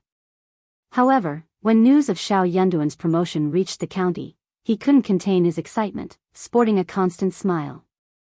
With concubine Xing's praises about Xiao Yunduan, County Magistrate Xiao's joy knew no bounds. This was his son-in-law. If his son-in-law became an intermediate Primus, he would feel immense pride. Moreover, the timing was perfect for his return to the capital. As the father of an esteemed Primus, he could seize this opportunity to gain more attention, forge valuable connections, and perhaps even stumble upon unexpected benefits. Fueled by concubine Xing's persuasion, County Magistrate Xiao made up his mind to return to the capital, paying little heed to Madame Xiao's condition. Madame Xiao was infuriated. The news of Xiao Yunduan's promotion stirred a storm of anger within Madame Xiao. So, what had she accomplished? Xiao Xian's former fiancé had passed the examination, while her true husband had ascended to the position of intermediate Primus. What had Madame Xiao achieved by attempting to ruin Xiao Xian's marriage? That despicable concubine Xing even had the audacity to praise Xiao Xian as a fortunate woman, and the old master seemed to agree. Madame Xiao loathed her even more, and her health, which had been improving, took a turn for the worse. Xiao Wei's anger only fueled Madame Xiao's growing irritation, leaving her with a profound ache in her heart. Auntie Ling offered comforting words to Madame Xiao. So what if Xiao Yunduan is the Primus and second Miss is the wife of the Primus? They will still have to show you respect. I hold filial piety in high regard, so let's see if they dare to be unfilial. If Madame declares them as such, second son-in-law will lose his position. I doubt they would dare to defy that. Madam, you must take good care of yourself. As long as you're present, they won't be able to cause any trouble. Madame Xiao felt slightly reassured. That's right. Xiao Yunduan had obtained an official position, and he couldn't afford to disregard filial piety, or else he would risk losing his position. Xiao Xian would be taught a lesson if she dared to challenge Madame Xiao. Surprisingly, Madame Xiao let out a sigh of relief and resolved to regain her health. She wanted to live a long life and make trouble for Xiao Xian and Xiao Yunduan. However, before she could act, concubine Xing and Officer Qiao caused her further trouble. Officer Qiao suggested leaving Madame Qiao and Xiao Wei behind to recuperate while they returned to the capital first. Madame Qiao grew annoyed once again. Of course, she refused and insisted on accompanying them. On that day, she coincidentally encountered Xiao Yunduan and Xiao Xian, who were returning to pay respects to their ancestors. However, they were unaware of Madame Qiao's presence. The following day, before dawn, Xiao Xian, Xiao Yunduan, and the others set off. Their journey went smoothly, and they arrived at the province before sunset. The establishment of the new Primus ceremonial entourage naturally drew attention in the province. The magistrate's office promptly responded and warmly welcomed the group, inviting them to rest at the courier station. While Xiao Yunduan entrusted Xianxia with delivering greetings to the Xia family, he himself went to meet the magistrate. He displayed politeness and good manners, greatly pleasing the magistrate. If you find any errors, ads pop up, ads redirect, broken links, non-standard content, etc., please let us know each report so we can fix it as soon as possible. Chapter 10:16, Province. The prefectural magistrate went out of his way to show hospitality, ordering a lavish spread of food and inviting several junior officials and prominent figures from the local government office to warmly welcome them. Although Xiao Yunduan held the rank of a 7th-grade official, his potential for a promising future was evident. Being a capital official, he naturally commanded more respect than local officials. Furthermore, as the province's primus, he brought pride to the magistrate, who was more than willing to extend him courtesies. The magistrate had initially intended for his wife to entertain Xiao Xian, but Xiao Yunduan graciously declined, informing him that Xiao Xian would be visiting First Madam instead. Therefore, the plan was abandoned. Word had spread throughout the province about Xiao Yunduan's ascent to the position of primus. First Madam, Yuezhing Xiao, and Xie Jingrong were all filled with joy for his achievements. First Madam couldn't help but feel envious. She scolded Yuezhing Xiao, "I no longer aspire to be the primus, but being recommended man would make me proud. At least she would be proud of me." Upon hearing this, Yuezhing Xiao's scalp tingled, and he quickly made an excuse to leave. Upon learning that the primus had returned to pay respects to his ancestors, First Madam was contemplating the veracity of the news. She was about to send someone to gather more information when Xiao Xian arrived at her doorstep with Lixia and Liqiu. First Madam was elated and personally greeted her.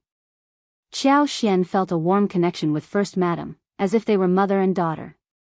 Xiao Xian also paid a visit to Madame Yuezheng, presenting her with a gift. Madame Yuezheng was equally delighted and engaged her in a friendly conversation. Madame Yuezheng had to admit that the Qiao family had a knack for making friends. Upon arriving at First Madam's residence, Ms.Yan welcomed them warmly and engaged in pleasant conversation. When Xiao Xian distributed rewards, the entire household of First Madam and Ms.Yan shared in the happiness. Since Xiao Xian was staying at First Madam's residence, she joined them for dinner. During the meal, Xiao Xian shared stories about the capital and the sights she had seen. Afterward, she confided in First Madam about the incident involving the Tian family. Miss Fang had no knowledge of this matter, and she lacked female elders to seek advice from, except for First Madam. Upon hearing Xiao Xian's account, First Madam was taken aback and became worried for her. Her palms instinctively came together, and she chanted, "Truly, it's a blessing from the heavens. A blessing indeed. You are incredibly fortunate." Xiao Xian blushed and modestly replied, "I don't consider myself that lucky, especially since I am only an intermediate." First Madam sternly interrupted, "How dangerous could it have been? Thankfully, Primus Xiao has a conscience. Otherwise, if he had allied with the Qiao and Tian families in the capital, you would have been left vulnerable and defenseless. That would have been exceedingly perilous." Xiao Xian was startled, realizing the gravity of the situation. Initially, she hadn't given it much thought, but now, she couldn't help but break into a cold sweat. Forced to smile, she said, "It appears I am indeed fortunate. I didn't misjudge my husband." First Madam smiled and affirmed, "Absolutely. I dare say there are very few men like Primus Xiao in the entire country. That's why I say you're lucky. However, the two of you don't have a solid foundation. Your father and mother have already entered the capital. When you return, trouble is bound to arise. Additionally, the Tian family may not be willing to let the matter rest. You must make plans in advance and remain vigilant. If you find any errors, ads pop up, ads redirect, broken links, non-standard content, etc., please let us know each report so we can fix it as soon as possible." Chapter 1017, Shame. Our family may not have a business in the capital, but we do have good friends there. I will send you a letter later with their information. If you encounter any difficulties, you can seek their help. Do you need more money? When you return, I will give you tens of thousands of taels extra. It will come in handy when you reach the capital, and if you face any financial constraints, you can turn to my friend for assistance." Xiao Xian was deeply moved and replied with a smile, "Auntie, we have sufficient funds, but if we ever fall short, we will not hesitate to ask for your support." First Madam smiled warmly and said, "That's wonderful. There's no need to be formal with me. Just come to me whenever you need help. I don't believe the Tian family will dare to cause trouble for you in the near future. However, we cannot guarantee that they won't secretly instigate your parents to cause trouble. Primus Xiao's reputation is crucial. If by any chance things take a turn for the worse, remember to plan carefully and avoid impulsive actions. If the Tian family discovers any leverage against you, they will undoubtedly exploit it to cause trouble. Primus Xiao's career might be affected, since the Emperor holds Primus Xiao in high regard and you have made significant contributions. You should not have to rely on anyone. It's important to maintain your integrity. If you find yourself backed into a corner, you must be reasonable. And if there's no other choice, you can seek assistance from the Crown Prince. In short, we must be cautious and tactful. We need to have clever strategies and adaptability. Money should not be a major concern. First Madam was deeply concerned for Qiao Xian and kept reiterating her advice. Qiao Xian nodded earnestly, taking it all to heart. In hindsight, she felt a sense of shame. After smoothly winning 2 rounds, she had become somewhat arrogant, thinking that it was all manageable. Little did they know how wrong they were. So what if the Tian family lost? They would find a way out, or someone would create one for them. But for Qiao Xian and Xiao Yunduan, it was a different story altogether. They knew they wouldn't have another opportunity. If they failed, their reputation would be ruined, and their lives could even be at stake. Therefore, they had to remain on high alert and couldn't afford to be careless. It was already late at night when Xiao Xian finally left First Madam's residence and returned to the station. She promised to come back and stay for a few more days once they returned to the capital. The following day, Xiao Yunduan set off for home, so he didn't drink much during the evening gathering. He arrived back after Qiao Xian had returned home. They chatted for a while, and as they were about to go to bed, Xiao Yunduan suddenly smiled at Xiao Xian. Wife, in 4 days, it will be an auspicious day. Yawning, Xiao Xian opened her eyes in confusion. What? Are you planning to host a feast for the villagers on that day? Sure, we can do that. Xiao Yunduan chuckled and shook his head. No, my dear. It's an auspicious day for a wedding, my wife. Xiao Xian was taken aback, and her face instantly flushed. She instinctively touched her face and turned inward without saying a word. Xiao Yunduan didn't know whether to laugh or cry. He couldn't help but hold her shoulders and give her a gentle squeeze. Darling, did you hear me? Xiao Xian couldn't help but smile, her lips curling up involuntarily. She replied softly, yes, good. Xiao Yunduan chuckled and released her, taking a step back with a silent smile. He couldn't wait any longer.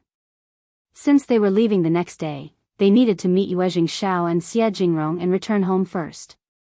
During this time, the days felt long, and the nights were short. The group didn't stay in the county city and instead headed back to Shouting Village. They had already sent people back to the village to tell the news. When they arrived, they saw that the entrance of the village was filled with villagers welcoming them. If you find any errors, ads pop up, ads redirect, broken links, non-standard content, etc., please let us know each report so we can fix it as soon as possible. Chapter 10:18, Greeting Mr. Primus. Qiao Xian and Xiao Yunduan were taken aback by the overwhelming enthusiasm of the villagers. They had expected a warm welcome from their family, but they were surprised to see the entire village mobilized in such a grand manner. While they were not individuals driven by fame or fortune, the sight before them ignited a spark of excitement in their hearts. They exchanged glances, their smiles reflecting the joy they felt. Qiao Xian playfully teased Xiao Yunduan, "Look at you, Mr. Primus, commanding such admiration. No wonder scholars aspire for glory. Such acclaim is truly something to behold." Xiao Yunduan smiled in response, his eyes filled with pride. "It is your deserved honor as well." Qiao Xian's heart fluttered at his words, their love and support for each other shining through their smiles. The villagers, brimming with excitement, eagerly called out as they spotted Xiao Xian and Xiao Yunduan approaching. "Here they come. Mr. Primus has returned. Our esteemed Mr. Primus has graced us with his presence. Let us welcome our esteemed Mr. Primus. We must ensure that Mr. Primus receives a grand reception. The villagers couldn't contain their joy, their faces lighting up with anticipation. They gathered around Ms. Fong, eldest uncle, the land officer, and a few revered elders of the village. Approaching the group, they bowed respectfully, their voices filled with reverence. Greetings, Mr. Primus. We bow and pay our respects. We humbly greet Mr. Primus. The sudden turn of events caught Ms. Fong, eldest uncle, and the others off guard. Their expressions showed a mix of surprise and anxiety, unsure of how to respond to such an exuberant display. Yang Xiaoni was stunned and subconsciously knelt down. Xiao Sanlang. Witnessing this, Ms. Su hesitated for a moment before deciding to join them in kneeling.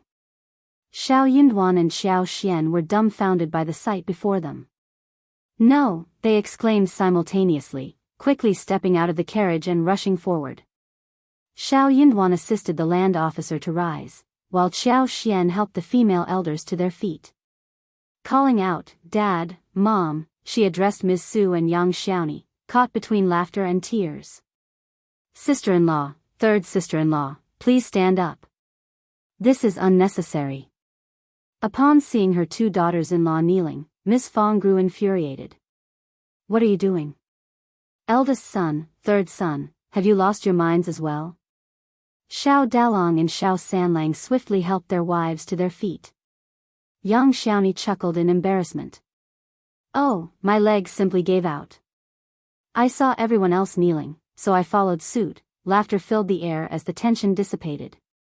The family elders shared in the mirth, wiping away their tears.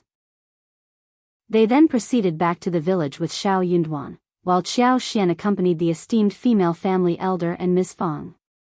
The villagers gathered around, joining the celebratory procession as they returned to the village. The gates of the ancestral hall swung open, and Xiao Yunduan, accompanied by the land officer, entered to pay their respects, offering kowtows and incense as a means of conveying the auspicious news to their ancestors. Afterward, they made their way back home. Due to the suddenness of the news, preparations had been made hastily. Fortunately, the spacious first section of the Xiao family could accommodate the influx of guests, and every room was filled with joy and celebration. Xiao Xian and Ms. Fong instructed the servants to prepare tea for the elders and arranged for the ceremonial team to temporarily settle in Xiao Zioki's yard, ensuring they had provisions and seating arrangements. Meanwhile, Xiao Yunduan swiftly took charge of the cooking duties. With an array of meats available, he quickly set up 2 tables. However, the kitchen alone was insufficient, so he sought assistance from their generous neighbors. Just as Xiao Xian was about to join in the cooking process, Ms. Fong and Ms. Su intervened. No, you don't need to do this. Fifth sister-in-law, please return to your room and rest. Third sister-in-law and I will handle it." Xiao Xian was taken aback, only comprehending the situation after a moment. "If you find any errors, ads pop up, ads redirect, broken links, non-standard content, etc., please let us know it report so we can fix it as soon as possible." Chapter 1019, Still a Family. Ms. Fong said with a smile, "You are the wife of the Primus and the official's wife now, so you are not allowed to do such menial work.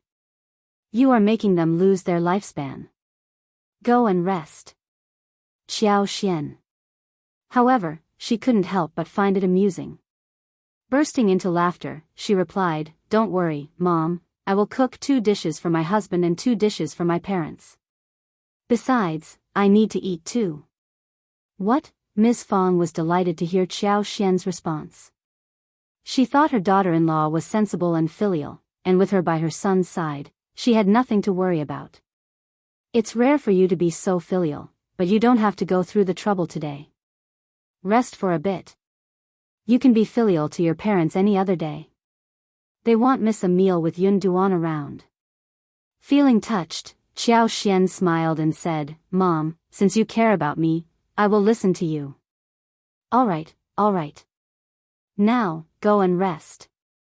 Your sister-in-law and third sister-in-law's culinary skills may not be as good as yours, but they've improved. I'll have them send you some food later. I'll ask Wuxia and Liqiu to help. They can send it over later.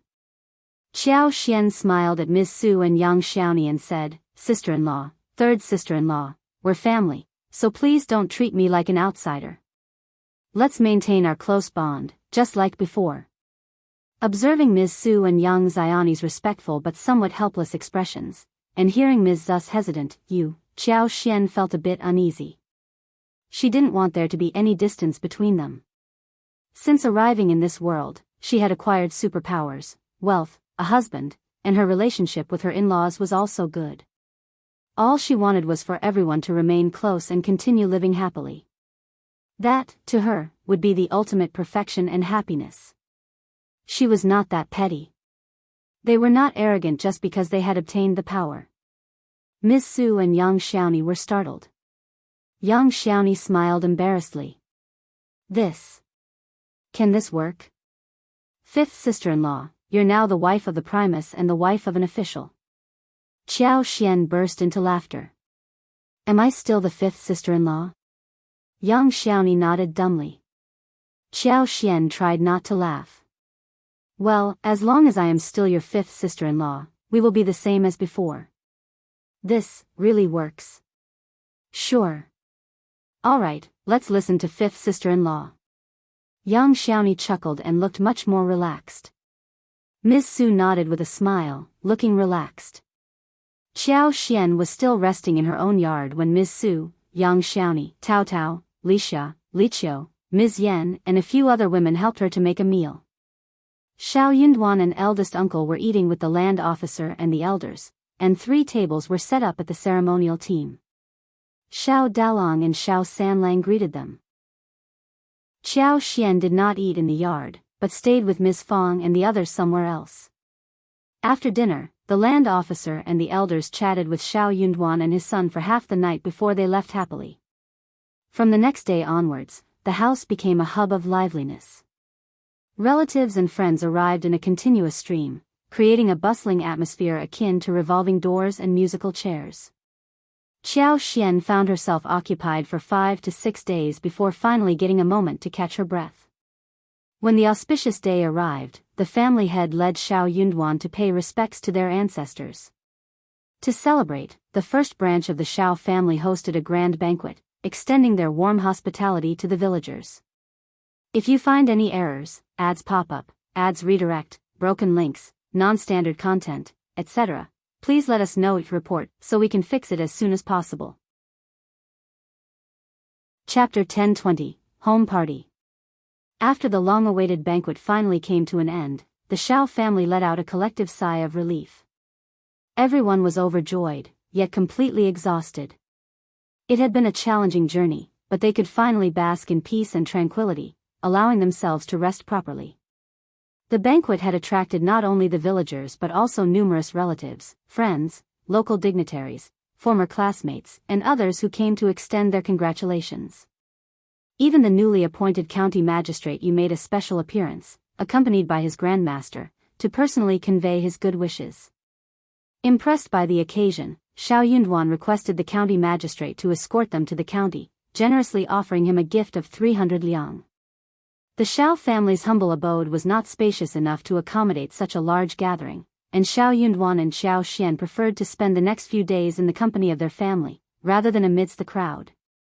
Furthermore, there was little to do in the village, leaving them with a sense of boredom.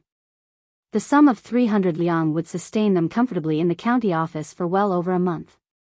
Grateful for the newfound serenity, Ms. Fong urged Xiao Xian to organize and arrange all the presents that had been bestowed upon them during the event. Although these gifts were meant for Xiao Yunduan, Ms. Fong refrained from interfering, allowing Xiao Xian to make the decisions herself. Ms. Fang's selflessness was evident, as she had no intention of claiming anything for herself. These were rewards earned by her son, and as his mother, she wholeheartedly supported his rightful ownership. Xiao Xian acknowledged her mother-in-law's sincerity and felt a deep conviction in her trustworthiness. In any other scenario, someone might have seized the opportunity for personal gain. However, Ms. Fang's integrity and maternal love made it impossible to resist her intentions. Xiao Xian smiled in response and, with the assistance of Tao, Liqiu, and Lixia, dedicated an entire day to sorting through the gifts and meticulously recording each one. Then, Xianxia invited Ms. Fang to take a look at the gifts. The total sum amounted to an impressive 8,688 liang, consisting of 8 screens, each with its unique characteristics. One was made of exquisite rosewood, another intricately carved with crystal, and the third adorned with embroidered 6 jade hulls. Among the presents were also 80 pieces of silk and satin, each distinct in its design and texture. Additionally, there were porcelain items, jade artifacts, purple copper, wood carvings, and an array of various decorations. Not to forget, there were calligraphy and paintings as well. Perplexed, Ms. Fang smiled and remarked, "As farmers, we have no need for these items. Even if we were to select the most suitable ones, we couldn't possibly make full use of them. Choose some valuable ones from the province and bring them along to the capital. They may come in handy there. Give a portion of the remaining silver as taxes to the government, and keep the 8,000 taels. You'll find plenty of use for the silver when we reach the capital." Xianxia nodded in agreement and proceeded to enlighten Ms. Fang about the value of the various items, ensuring she wouldn't make any mistakes when presenting gifts in the future. Afterwards, Xianxia requested 6,000 liang from Xiao Yinduan. Xiao Dalong, San Lang, Tao Tao, and the others also received their share. Although Qi wasn't present, his portion was set aside, while the rest was added to their shared savings. Following a discussion with Ms. Fang, Xianxia carefully selected some clothes, packed them up, and distributed them to Xiao Dalong, Xiao Sanlang, Qi, Tao Tao, and others. Tao Tao's gift was particularly valuable and exquisitely crafted, making it suitable to be preserved as a future dowry. The servants had worked hard these few days, so they were rewarded heavily as well. This time, everyone was happy. It was a family dinner tonight, and Xianxia was going to cook a good meal for everyone. That made everyone so happy that they took the initiative to help Xianxia as if it were the new year. While they were happy, everyone could not help but think of Qi and sigh sadly. If you find any errors, ads pop up, ads redirect, broken links, non-standard content, etc., please let us know each report so we can fix it as soon as possible. Chapter 1021, Cooking. If only Qi were at home too. She would undoubtedly bring back the best game from the mountains and take everyone to the river to catch the plumpest, freshest fish. That would be wonderful. Regrettably, they had no knowledge of which military camp Qi was stationed in the northwest. How was he faring? Did he endure hardships? Did he long for home and his loved ones? The uncertainty of his return weighed on their minds. Despite missing him dearly, they were all mature individuals who understood that while Qi served in the army, Xiao Yinduan was flourishing with the assistance of the Xia family. Qi himself was capable and resourceful, so they refrained from dampening the festive atmosphere with worries. They continued to chat and laugh, cherishing the joyous occasion. The fish and prawns in the Zhang village pond were plump and abundant, prompting Xianxia to have someone catch numerous prawns, a turtle, and 2 fish. In the evening, she would prepare crispy shrimp balls, braised chicken nuggets, clear soup fish balls, beetle taro pork, sweet-skinned duck, crispy chicken, mutton soup, tofu, sour soup, stir-fried bamboo shoots, garlic lettuce, and silky yams. As the dishes took shape, the 3 stoves simultaneously burst into action. The kitchen emitted waves of tantalizing aromas that awakened everyone's appetite. During dinner, delectable dishes adorned the table. Everyone gathered happily, engaging in conversation while savoring the flavorsome feast. Their taste buds were captivated. Finally, 5th sister-in-law's culinary skills. 5th sister-in-law is an exceptional cook. No matter how hard we try, we can't match her. It's incredibly delicious. Truly mouth-watering. Xianxia was also delighted, sporting a smile. Now that I'm back, I'll cook more often, and our ingredients will always be readily available. I'll visit regularly. She had so much to attend to, how could she possibly leave? Without the assistance of her extraordinary abilities, it would be inconceivable. Upon hearing Xiaoxian's declaration, Yang Xiaoni and the others were filled with joy and eagerly inquired if it was true. Xianxia responded with an affirmative nod and a warm smile, bringing a sense of relief to everyone present. Xiao Yunduan exchanged a glance with Xianxia and chuckled helplessly. He had already discussed this matter with his wife. It was simply impossible for him to return home every year, let alone multiple times throughout the year. However, Xianxia was concerned about her family and their assets. If she were to come back, she would make appropriate arrangements along the way. Anticipation filled the air, enhancing the lively atmosphere at the dining table as everyone enjoyed their meal. With a loving expression, Ms. Fong beamed with joy. They were truly a united family now. It was the greatest gift of all. After dinner, the group engaged in pleasant conversation for a while before retiring to their respective rooms for a well-deserved rest. Xianxia, who had been weary from the recent events, was grateful for the chance to finally get some proper sleep. In the courtyard, Xiao Yunduan stood with his hands behind his back, gazing up at the radiant moon in the night sky. The moon was more than halfway full, casting its gentle glow upon the tranquil surroundings. Moonlight cascaded like flowing water, casting ethereal shadows in the small courtyard. Amidst the lush green foliage, white gardenias bloomed, emitting a delicate fragrance that permeated the air. As a gentle breeze caressed the area, the scent of the flowers filled Xianxia's nostrils. Admiring the moon here, my love?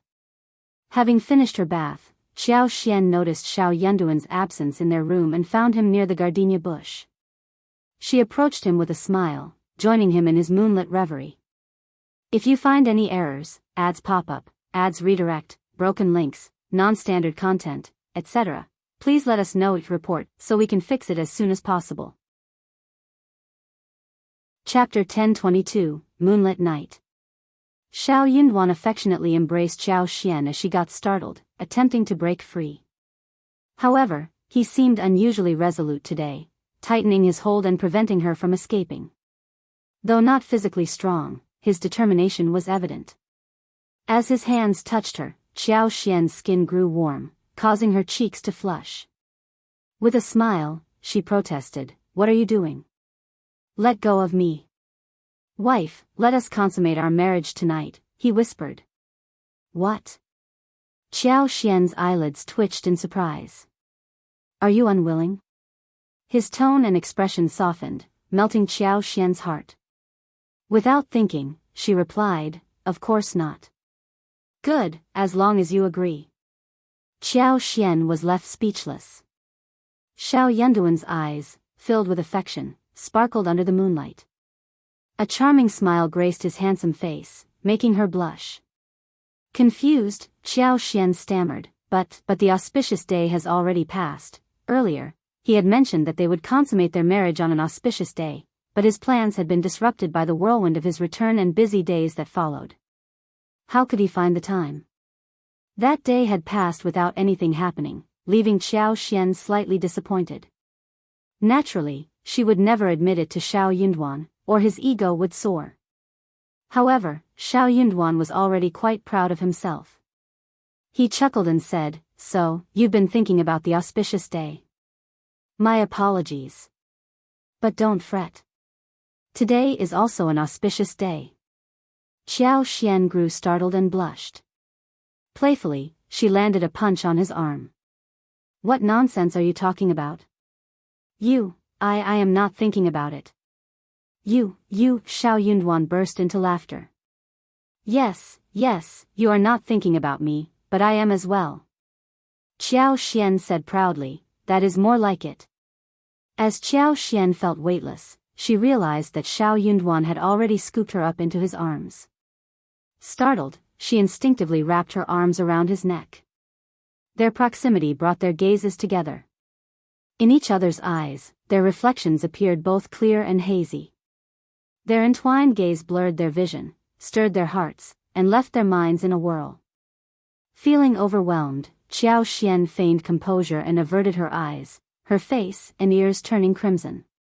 Xiao Yunduan smiled, lowered his head, and planted kisses on her cheeks, forehead, eyebrows, and finally, her lips. Xianxia's mind went blank, her body growing limp.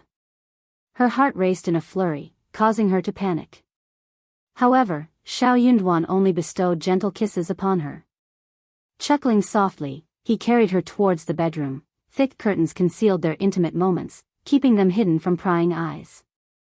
Xiao Xian drifted into a deep, restful sleep, surrendering herself to the comfort of the bed. When she finally woke up, it was already afternoon. Sunlight filtered through the window veils, casting diagonal beams on the light green tiles. The rustling of leaves could be faintly heard as the wind brushed past. Blushing, Xiao Xian averted her gaze upon seeing Xiao Yunduan's smiling eyes.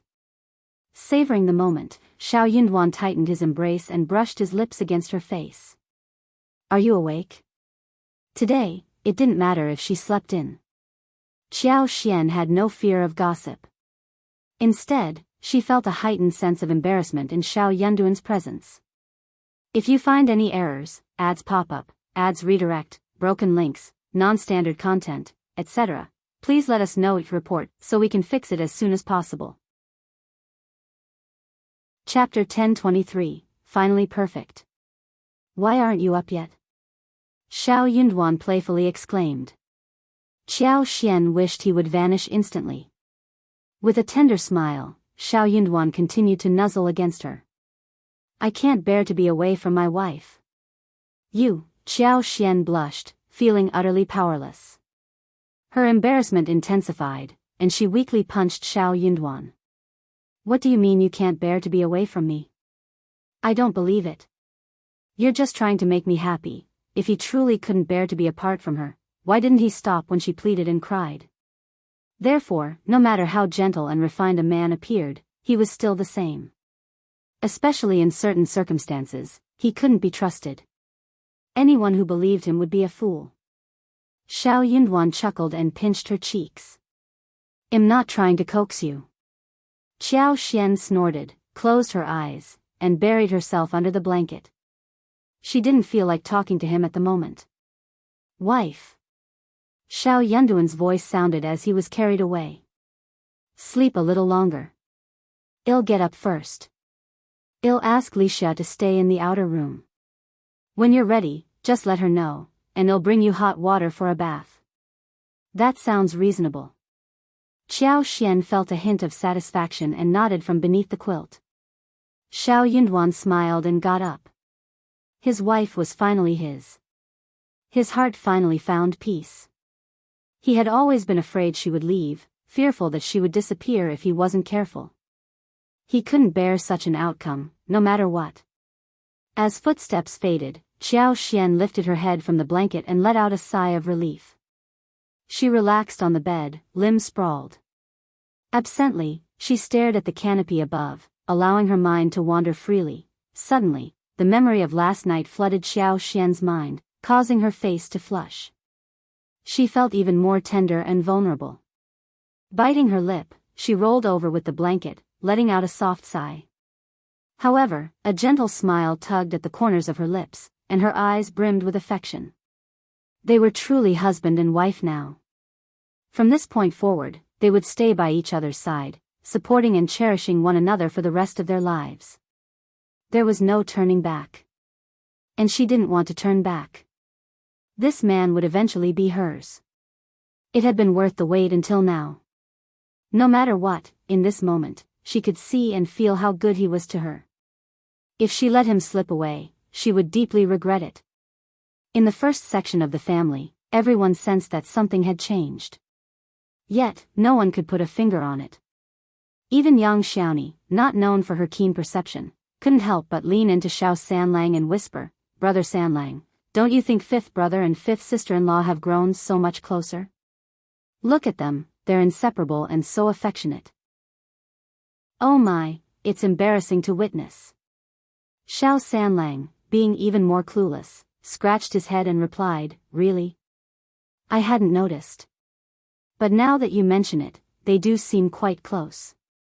"Well, it's not surprising. They must be thrilled to finally be home. Think about it, even though Old Master is highly respected, there's always so much to handle. They must feel more at ease here." Young Xiaoni pondered for a moment and nodded in admiration. She came to a realization. "You're right, Brother Sanlang. That makes sense. That's it. If you find any errors, ads pop up, ads redirect, broken links, non-standard content, etc., please let us know each report so we can fix it as soon as possible. Chapter 1024, Inspecting the Industry. Xiao Xian and Xiao Yunduan were oblivious to this amusing situation, otherwise, they would have burst into laughter. However, ever since the couple tied the knot, an unspoken closeness developed between them. Their shared understanding and the sweet aura of exchanging smiles couldn't be concealed. In the past few days, they had become incredibly affectionate, almost like newlyweds. Xiao Yunduan preferred to have no one else around except his beloved wife. They were truly inseparable. Witnessing their intimacy, Ms. Fang couldn't contain her happiness. Her fifth son had finally realized the importance of cherishing his wife. Previously, there had always been a slight distance between them, but now he had learned how to dote on his wife. Ms. Fang attributed this change to her son's newfound official position, as if his long-cherished wish had finally been fulfilled. After taking a few days of rest, Xiao Xian began organizing their belongings. Of course, lipstick held the highest priority. As planned, the flower field was expanding this year. As expected, the newly planted flowers weren't thriving as well without the assistance of superpowers. However, it didn't matter. After all, she was back now. With a few more applications of superpowers, she would be able to catch up in no time. Thankfully, the dozens of acres were still flourishing. The flowers were large, vibrant, and in pristine condition, producing the same excellent quality lipstick. This year, they had distributed a total of 80 beehives. Though they would require feeding sugar during the winter to ensure the bees had enough food, it was a worthwhile investment. After all, their bees were primarily raised for beeswax, with honey being just a byproduct. No matter how much sugar was fed during winter, they wouldn't be at a loss financially. They needed to increase the production of lipstick. The bees would have to continue multiplying next year. When Xiao Xian and Xiao Yunduan were absent, the silver fungus, covering an area of over 8 mu, had been harvested twice. The quantity was modest, but the quality remained excellent, so Yang Xiaoni and Xiao Sanlang took charge of it. Xiao Xian pondered the possibility of expanding the scale even further. This year, cassava had also been planted on a large scale. The plant was incredibly resilient and vigorous, growing vigorously from any cut made. The abundance of leaves made it an excellent source of feed for cows, chickens, ducks, and pig pens. In the village, almost every family had planted cassava and developed a fondness for it. Many people expressed their intention to increase its cultivation next year. What amazed Xiao Xian the most was the garden spanning 12 acres behind the yard. The day after her return, she took some time to explore the area and discreetly used her superpower to aid its growth. The variety of Gastrodia alata, ginseng, and other medicinal herbs were thriving. However, it was the fruit trees from the southern region that truly astounded her. The trunks of the lychee, mango, and longan trees had grown to the size of eggs. They appeared lush and exceptionally healthy. What excited her even more was the fact that several trees had bloomed this year. Xiao Xian couldn't contain her eagerness to see the fruits, which brought immense joy to her heart. With tangible results, she had the ability to ensure the safe maturation of these fruits. Did this mean that they would be able to enjoy longan, lychee, mango, and carambola this year? It was a delightful surprise. Since these fruits could be successfully cultivated, she planned to seek assistance from Yuezhing Shao in acquiring more southern seedlings. If you find any errors, ads pop up, ads redirect, broken links, non-standard content, etc., please let us know each report so we can fix it as soon as possible. Chapter 1025, Fruits. The 1,200 mu of land on the outskirts of the provincial city remained unplanted. Xiao Xian couldn't help but imagine the wonderful possibilities of opening a fruit garden and raising chickens in the meantime, while waiting for the fruit trees to grow. With the ability to cultivate plants in the space, Xiao Xian had no intentions of holding back. She had already meticulously planned out the land in the space, allocating areas for orchards, herbs, vegetables, and flowers, of course, the primary focus was growing food. There had to be ample amounts of wheat, rice, oats, corn, and soybeans. She also had plans for cassava. And in the future, potatoes would be included as well.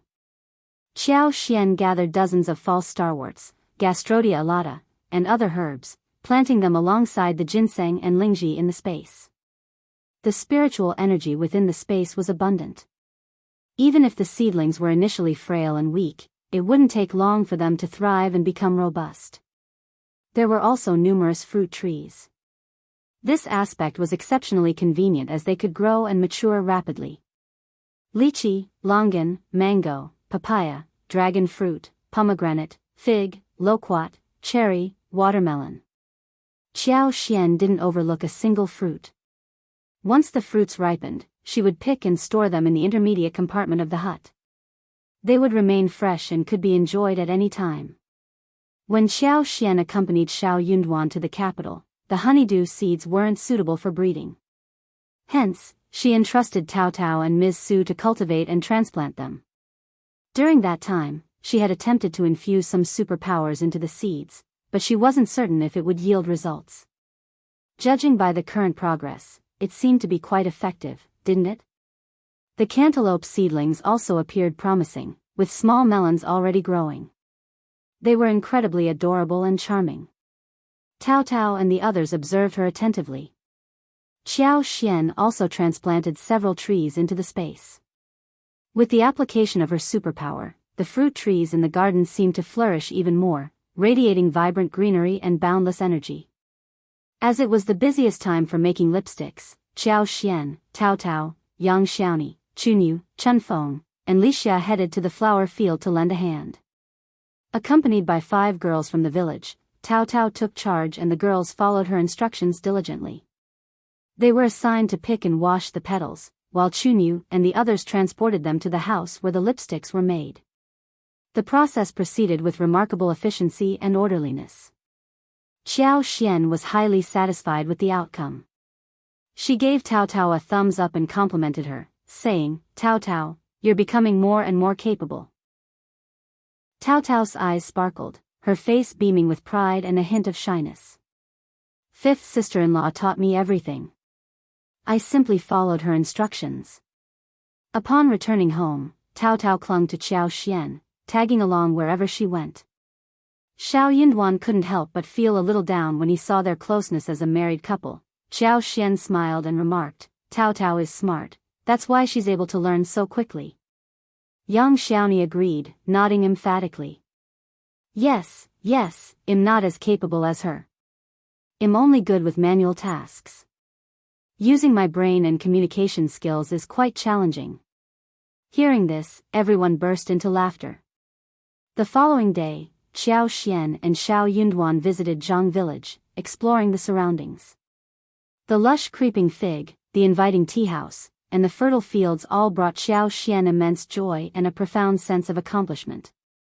This year, tea saplings were successfully planted in all the tea houses, and the survival rate of the newly transplanted seedlings exceeded 95%. It was an excellent outcome even without Xianxia's intervention. If you find any errors, ads pop up, ads redirect, broken links, non-standard content, etc., please let us know each report so we can fix it as soon as possible. Chapter 1026, The Pool and the Space. After the tea trees sprouted, Xianxia planned to gradually replenish the scattered seeds. The previously planted tea trees had been harvested this year, thanks to Manager Mu's efficient arrangements. With the assistance of Yuezhing Shao and Ding Erzhu and his wife, the tea leaves were successfully produced and sold, causing quite a stir in the provincial city. Yuezhing Shao, as usual, kept the source of the exquisite tea a secret, leaving the tea merchants perplexed and eventually giving up their inquiries. As long as they could obtain the goods and verify their authenticity, they were satisfied. As for how long they could maintain this secrecy, time would tell. Delighted by the success, Xianxia discussed with Xiao Yunduan and decided to purchase an additional 1,000 mu of land in Jianghu village, intending to gradually establish a larger tea house. With the vast expanse of Great Qin, the demand for tea leaves was insatiable every year. The higher the quality of the tea leaves, the more sought after they became. Even if the supply increased in the future and the prices of golden sprouts and lavender decreased, the tea house would still yield substantial profits. It was a venture that wouldn't go wrong. Such exceptional tea leaves deserved recognition and appreciation from around the world. Xianxia carefully stored away the tea tree as well. As they were preparing to leave, Ding Erzhu presented Xianxia and the others with more fish and prawns from the pond, urging them to take them back home. Xianxia attempted to transfer the prawns into the intermediate pool within the space, but to her surprise, they ended up in there too. Overjoyed, she couldn't contain her excitement. This was even better. It meant that in the future, fish and prawns could be self-sufficient. Upon returning home, Xianxia went to the backyard to assess the situation. She scooped up mandarin fish, eel, Chinese perch, carp, and other fish from the pool and placed them in the designated fish pond within her space. To her surprise, the pool and the space automatically split into two sections, a pristine spring pool and a fish pond. The fish and prawns she transferred entered the designated area seamlessly. Xianxia couldn't help but feel amazed at the incredible functionality of the space. She pondered whether this meant that during her travels to different locations, aside from collecting various crops, fruit trees, flowers, and herbs, she could also gather local fish, prawns, and other aquatic products. If the seafood space could accommodate them, she would be overjoyed. Later that night, Xianxia prepared a delicious feast. The menu included tea-flavored prawns, stir-fried eel shreds, fish and goat pot, steamed meat with lotus leaves, stir-fried shredded bamboo shoots, garlic eggplant, century egg mixed with tofu, stir-fried wolfberry sprouts, and asparagus slices. Today, Ms.Yan delivered tofu along with smoked bean jerky, oil skin, and deep-fried tofu, which they planned to enjoy the next day. It wouldn't be appropriate to invite Ms.Yan for dinner alone, so they decided to invite her to join them for a barbecue in a few days. Ever since Xianxia and Xiao Yunduan returned home, the house had been bustling with activity, and Ms.Yan often came to lend a helping hand. Although she appeared ordinary, she possessed remarkable intelligence, poise, and organizational skills, earning praise from everyone. Behind closed doors, Ms. Fang secretly felt sorry for Ms. Niu and second uncle. Fortunately, the Yan family was also prosperous. With their thriving bean product business, they were making substantial profits. It was rumored that they planned to build a large house and courtyard by the end of the year and acquire some fields. With such backing, Ms. Niu dared not flaunt her status as the mother-in-law. If you find any errors, ads pop up, ads redirect, broken links, non-standard content, etc., please let us know each report so we can fix it as soon as possible. Chapter 1027, Two Faces.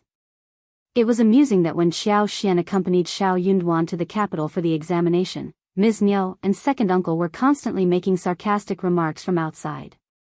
They would mock the first branch of the family for their recklessness, questioning how they could allow Xianxia, a woman, to venture out with a man. Or perhaps they wanted to take the examination themselves. They believed it would bring bad luck if a woman joined them. It was already surprising enough that she wanted to participate in the examination at all. While others might not have been familiar with Xiao Yunduan's character and abilities, they were from the same village. Being an intermediate recommended candidate was already an impressive achievement. It was like being an advanced incense burner. The intermediate provincial champion had been a stroke of luck and happenstance. Becoming an advanced scholar was no easy feat in the vast realm of Great Qin. Numerous scholars and young talents hailed from scholarly and prestigious families. They had been groomed for greatness from a young age, so naturally, they were more accomplished than Xiao Yunduan. As for Xiao Yunduan, it would be best for him to abandon such thoughts to avoid disappointment. When these words reached the first branch of the Xiao family, Ms. Fang sneered and pretended not to hear them. She maintained control over the family, forbidding any internal disputes regarding this matter. If someone dared to bring it up in front of them, they would retaliate, saying, "If you hold such contempt for my brother, why don't your children stop attending the school that he sponsors?" The person in question was taking advantage of others and resorting to snide remarks. It was evident that they had ulterior motives. However, since Xiao Xian and Xiao Yunduan were not present at home, Ms. Fang decided not to involve herself and dismissed the matter. Furthermore, arguing with others would be futile. They had to rely on Xiao Yunduan's performance. Once Xiao Yunduan achieved success in the examination, his family would be proud and prove those detractors wrong. If he failed to qualify for the intermediate examination, what would be the point of engaging in arguments at this stage? Naturally, Ms. Fang didn't pay much attention even if her son didn't pass the intermediate examination. Ms. Yan's second uncle were correct about one thing. There were numerous scholars throughout the entire Daqin kingdom, so it was not uncommon for their son to have failed the intermediate exam twice. However, their choice of words was distasteful and unpleasant. On the other hand, Ms. Fang had immense faith in her son. She firmly believed in his capabilities and was convinced that he would undoubtedly succeed in the intermediate examination. To their astonishment, Xiao Yunduan emerged as the top scorer. The top scorer. He ranked first among all the scholars. How many individuals could claim such a distinction? Only one. When the news arrived from County Magistrate Xiao, Ms. Fang couldn't contain her joy. She was left speechless, and the entire first branch of the Xiao family was overwhelmed with excitement. The land officer and the elders in the family were moved to tears. They showered him with endless praise and promptly opened the ancestral hall to announce this momentous news. Consequently, the first branch of the Xiao family became the most esteemed family in the village. Nobody dared to harbor jealousy toward them anymore. Those who were envious were simply unworthy of such feelings. Conversely, many people began to admire their family. He was the illustrious Primus. Now that he held an official position, he might even rise to become a high-ranking official in the future.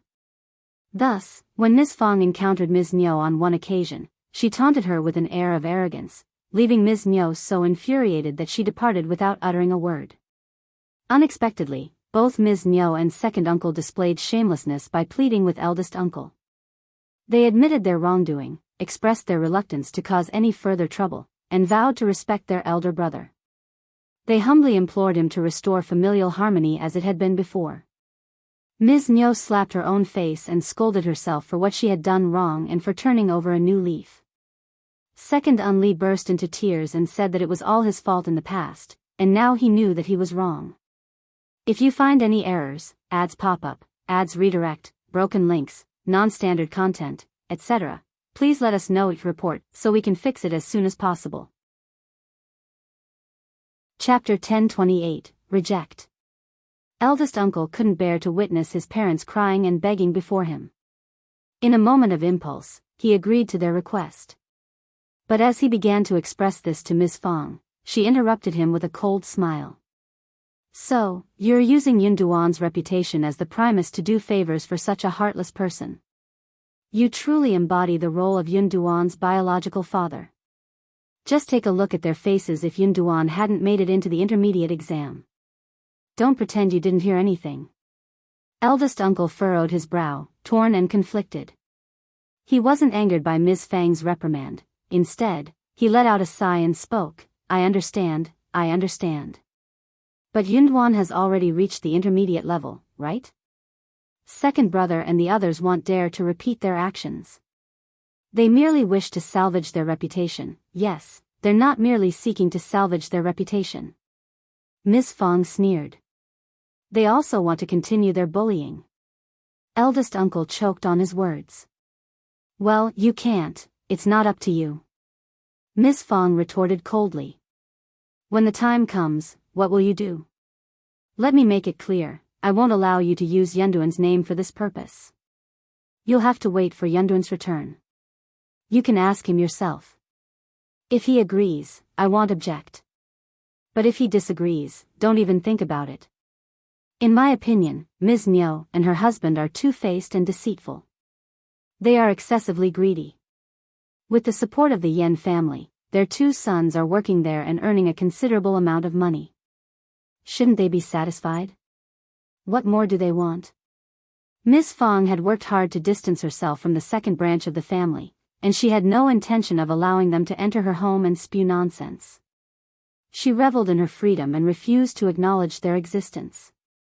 To do so would only invite disaster. Eldest uncle grew slightly irritated. Yunduan listens to you at all. If you want to ask him, go ahead and ask him yourself.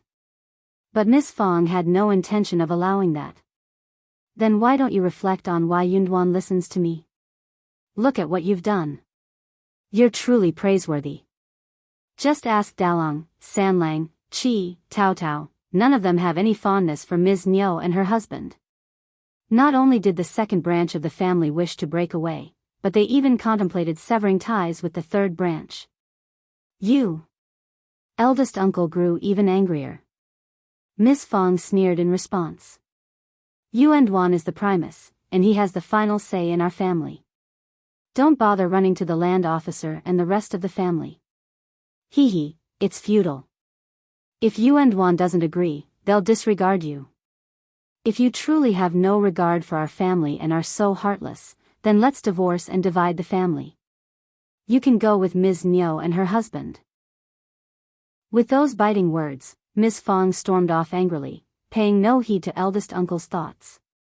She was genuinely infuriated. Didn't he understand the true nature of the second branch of the family? He did. Yet, he remained soft-hearted. His heart softened, clouding his judgment. He dared to engage in all sorts of shameless acts. She saw right through him.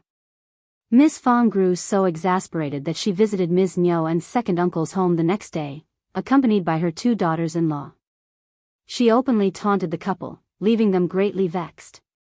Ms. Niu wished to scold her, but she didn't dare, resulting in her blushing with anger. It was quite amusing to Miss Fong as well. She had been seething with anger, searching for an outlet to vent, and now she found herself venting it on Ms.Yan. But was Ms.Yan someone who would tolerate such mistreatment? She hadn't done anything wrong, so she couldn't fathom listening to Ms. Niu's insults and weeping to the point where she sought solace at her mother's house. Ms. Niu was so anxious that she couldn't prevent her departure at all. If you find any errors, ads pop up, ads redirect, broken links, non-standard content, etc., please let us know each report so we can fix it as soon as possible. Chapter 1029, Not Easily Offended. The following day, the entire Yan family, including Ms. Yan's parents, brothers, and sisters-in-law, arrived at the doorstep, causing Ms. Niu to tremble in fear, hiding away in her room and refusing to come out. However, she couldn't avoid the Yan family's presence. Unlike Ms. Zhang's family in the past, the Yan family didn't create a scene and approached the situation with reasonableness. Mr. Yan asked Ms. Niu what she had done wrong. What were her mistakes? She also acknowledged that her family held some responsibility, and it would be best if they could point out their errors so that they could guide Ms. Yan in the right direction. After all, Ms. Yan was their daughter, and they would never abandon her. Nevertheless, this matter couldn't be postponed any further. As it stood, only the Yan family had come today. Xiao Erlang and Xiao Sailang were still diligently working at the tofu store's workshop, unaffected by the situation. It had to be acknowledged that the Yan family possessed remarkable tact. They took this opportunity to mention Xiao Erlang and Xiao Sailang. Ms. Niu and second uncle were dumbfounded. Truly, the Yan family was extraordinarily magnanimous. Their business thrived, and the salaries they provided to Xiao Erlang and Xiao Sailang continued to increase. Each of them now earned 5 liang per month, totaling 8 liang combined. In the past, their family couldn't save such a substantial amount of money in an entire year, but now they could achieve it in just 1 month.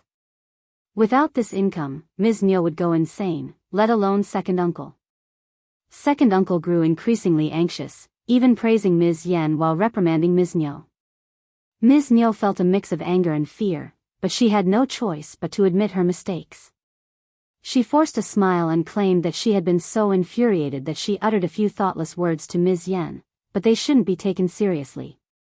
Mrs. Yan couldn't be easily deceived. Under her persistent questioning, Ms. Niu had no choice but to change her words and admit that she didn't just make casual remarks but had actually scolded Ms. Yan. She also made a promise that it would never happen again. The elderly couple from the Yan family scolded Ms. Yan once more and instructed her not to throw tantrums in the future. Ms. Yan agreed, and thus the matter was resolved. After having lunch at second uncle's house, second uncle asked Ms. Niu and Ms. Yan to prepare chicken and steam-cured meat for the guests, and the Yan family returned home. As soon as the Yan family arrived back, Ms. Niu glared at Ms. Yan, but second uncle immediately pulled her away. He gave her a warning, and Ms. Niu realized what was going on. Annoyed and frightened, she dared not throw another tantrum at Ms. Yan. She truly couldn't afford to offend her daughter-in-law. Speaking of which, Ms. Niu and second uncle failed to reconcile with the first section of the family and became the subject of mockery by many villagers. Aware of Ms. Yan's close relationship with the first section of the family, they hoped that Ms. Yan would intervene on their behalf. However, Ms. Yan politely declined their request. Aunt and sister-in-law, the respect they have for me is based on my own merit. I can't dare to meddle in such matters. If I can't even control uncle's words, how can I wield such influence? It wouldn't be good if aunt and the others became angry with me as well. Ms. Niu and second uncle were left feeling helpless. Ms. Niu's fury only intensified. What kind of family is this? Which daughter-in-law wields so much power that I, as the mother-in-law, can't even say anything to her? If you find any errors, ads pop up, ads redirect, broken links, non-standard content, etc., please let us know it report so we can fix it as soon as possible. Chapter 1030, She's So Precious. What do you mean by right or wrong? Do you think your daughter-in-law can argue with her mother-in-law? Look at other families, the mother-in-law is always right. Find a daughter-in-law for second brother and get him married, or I will make Ms. Yan furious. Second uncle shot her a stern look and snapped, "Shut up. You're the one who talks too much. Ms. Yan did nothing wrong, so why are you scolding her? I've told you that the Yan family is not to be messed with." Ms. Niu remained unconvinced. So what if she did something wrong? I am her mother-in-law. So what if I scolded her for no reason? Which daughter-in-law doesn't feel unjustly treated? Which family doesn't have conflicts? She's too spoiled. She's too delicate. You. Enough. If you ruin second and fourth's relationship, do you think they won't blame you? Let's not discuss this further. It costs us money every month. Are you willing to bear that? Ms. Niu didn't want to leave, so she didn't dare to offend Ms. Yan.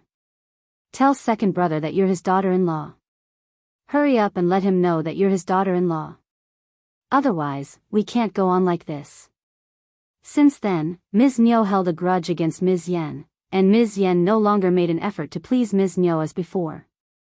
Ms. Yan finally understood and couldn't help but feel disheartened. Some people were simply like that. No matter how well you treated them, they wouldn't change. If that was the case, why should she continue trying to please her? As long as her own family was there, this mother-in-law couldn't do anything to her. In comparison, people like elder aunt were the best.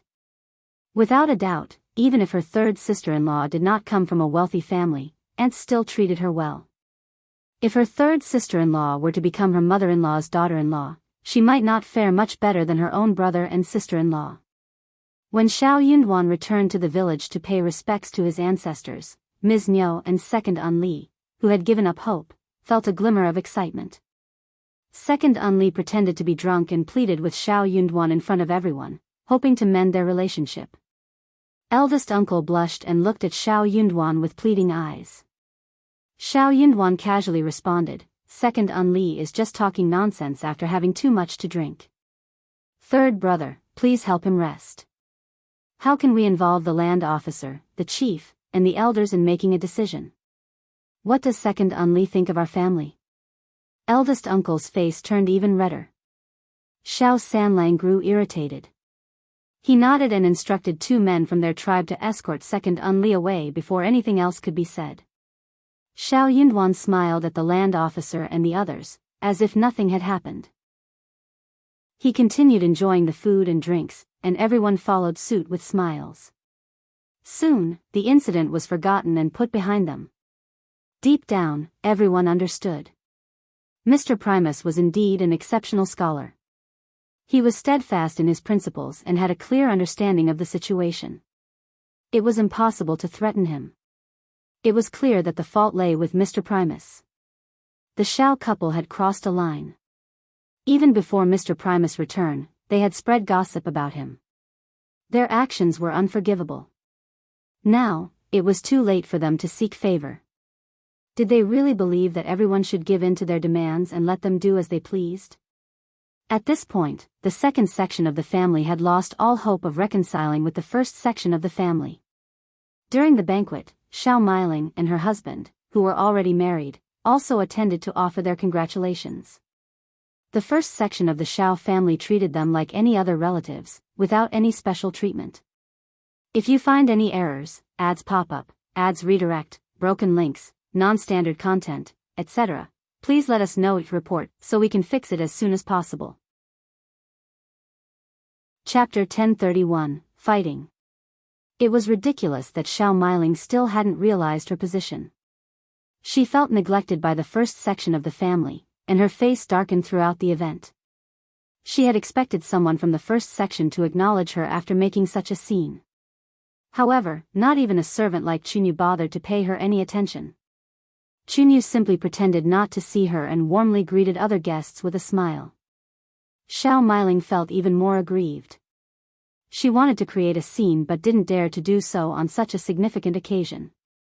If she dared to cause trouble, the first section of the family would undoubtedly kick her out. That would be even more embarrassing.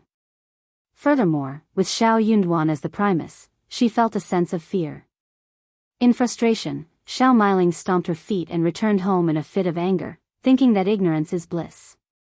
Upon seeing her, Ms. Nyo exclaimed, "What are you doing here? Did someone bully you?" Her expression hinted at causing trouble. Xiao Meiling burst into tears and cried, "The first section of the family looks down on me. They all look down on me and ignore me." Ms. Nyo cursed and sighed, "That family is so snobbish. They treat poor relatives with disdain once they achieve success. Don't feel wronged, it's not worth it. Let's go over there. Humph, if they don't care about us, let's eat more. It's better to feast until they're left with nothing." Meanwhile, Xiao Meiling was extremely frustrated. When she returned to her in-laws' house, nosy women would inquire about the first section of the family. What could she possibly say? The tension between the two families was widely known in the village. She even suspected that the first section had deliberately spread the matter. This resulted in people offering sympathy, making snide remarks, and even her mother-in-law treating her in a similar manner. It was infuriating. Xiao Meiling couldn't help but blame her parents. If it weren't for them, she wouldn't have ended up in this situation. Xiao Xian had her mind set on the expansive piece of land in the suburban province. With flourishing crops like longan, lychee, and mango, she eagerly wanted to visit the provincial city and take action. She requested Yuezheng Xiao to arrange for someone to purchase seedlings from the south and start planting them. Time was of the essence. If she planted the seedlings and utilized her superpower, they would likely grow exceptionally well. Her plan was to return in mid-September or early October to check on these industries again. She would use her superpower to strengthen their growth and stay during the winter. If they managed to thrive successfully, it would bring peace of mind for the following year. After several years of employing her superpower consistently, once it reached a stable level and fully adapted to the local environment and climate, it would create a new breed. Even without relying on her superpower, the crops would likely grow, blossom, and bear fruit splendidly. This was the most desirable outcome. Qiao Xian had a strong belief that it could become a reality. Qiao Xian and Xiao Yunduan decided that the entire family should accompany them to the province, making the trip lively. Xiao Yunduan also agreed, recognizing the convenience of having a house in the province where they could stay. The whole family cheered up upon hearing their decision. The province was a distant place filled with prosperity, vibrancy, and an abundance of delicious food and exciting activities. Although they had been there once before, they longed to experience it again. The prospect of shopping brought great joy. "This time, all of us will go. Eldest brother and sister-in-law will come along as well. Lixia and Liqiu will stay behind to take care of the house. Xiao Xian's words delighted Chunyu and the others. Packing up was a simple task. They only needed a few sets of clothes, there was no need to bring anything else. They had everything they needed at their residence in the provincial city. If you find any errors, ads pop up, ads redirect, broken links, non-standard content, etc., please let us know each report so we can fix it as soon as possible. Chapter 1032, Not Worthy. Miss Su had not been there the last time, but now she had the opportunity to go as well. She was filled with excitement, even playfully teasing her youngest son who was not even 1 year old. You're so fortunate. Since your birth, you've never experienced any hardships. Now, you can accompany us to the provincial city and broaden your horizons. Coincidentally, Ms.Yan happened to visit them. As she observed Yang Xiaoni, Tao Tao, and Chunyu engaged in an enthusiastic discussion, envy couldn't help but creep into her heart. Having never been to the provincial city before, Ms.Yan desired to join them. She had heard from Tao Tao and the others about the liveliness and enjoyment one experienced upon returning to the provincial city, and her longing grew stronger. When will I have the chance to go? She wondered. Yang Xiaoni giggled and inquired, Sister-in-law, is there anything you would like to purchase? Should I bring it back for you? Ms.Yan smiled and replied, absolutely. After some deliberation, Ms.Yan began counting on her fingers. I need some face cream. Please get me 5 portions. 1 for my mother and 2 for my sisters-in-law. 5th sister-in-law, please help me select ones that are both effective and reasonably priced. Also, add 2 packets of silk thread. The silk threads available in the provincial city are finer and come in a wider range of colors. Additionally, buy me 3 or 4 pairs of exquisite silk flowers, and the current fashion favors ordinary gingham cloth for clothing. Bring me 5 of those as well, 2 for the elderly couple and 4 for the younger one. If you come across any delectable snacks or stir-fried preserves, please bring some back for me. Yang Xiaoni tallied the items on her fingers and smiled in agreement. Don't worry, I won't disappoint you. With 5th sister-in-law's good taste, I'm confident she'll choose the most suitable ones for you. Ms.Yan nodded, her smile widening.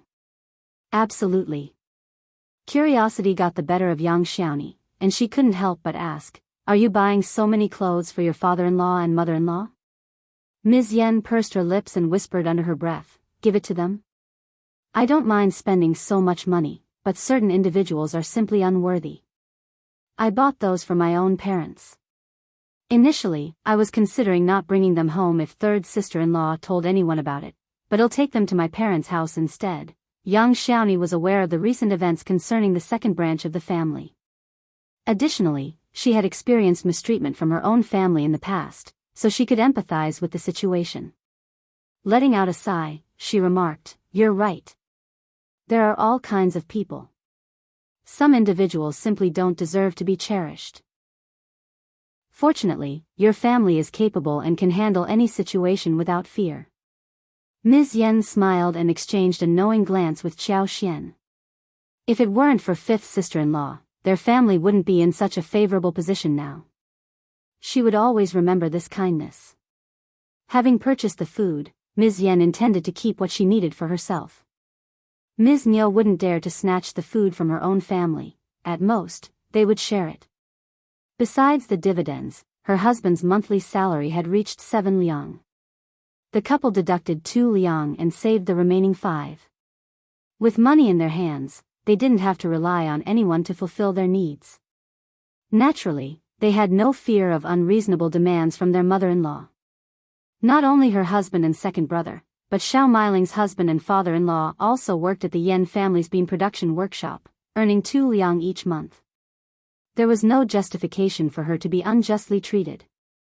After discussing their shopping plans, Ms. Yan exchanged a meaningful look with Xiao Xian, conveying her intentions. Xiao Xian called her over with a smile, and they began conversing under the shade of the loquat tree in the yard. If you find any errors, ads pop up, ads redirect, broken links, non-standard content, etc., Please let us know your report so we can fix it as soon as possible. Chapter 1033, Ms.Yan knows. Fifth sister-in-law, have you heard that my father-in-law and mother-in-law are looking for a daughter-in-law for my second brother? Ms.Yan asked. Xianxia nodded, saying, yes, that's quite common. Ms.Yan let out a sigh and continued, yes. Second brother is still young, but he already has 2 children. Despite that, his family is doing well, and many people are willing to marry him. According to my mother-in-law, even a 15 or 16-year-old girl is willing to become his wife, which makes her feel very proud. But can a 15 or 16-year-old girl truly be a stepmother to her own grandchildren? Xianxia replied with a knowing smile. Understanding her point, Ms.Yan said, I can't hide anything from you, fifth sister-in-law. She blushed slightly and continued, on my mother's side, I have a cousin who is a widow. She is about the same age as second brother and has a kind-hearted and down-to-earth nature. However, she hasn't been lucky.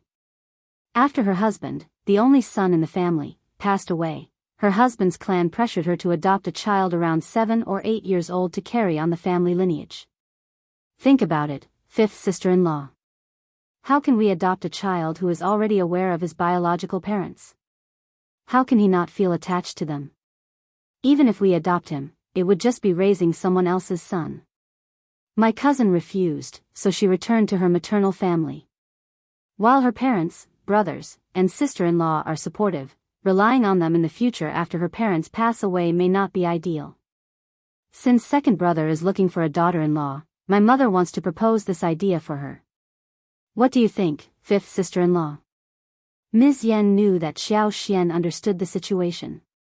Although the first section of the family had severed ties with the second section, they wouldn't turn a blind eye if something truly happened to the second section.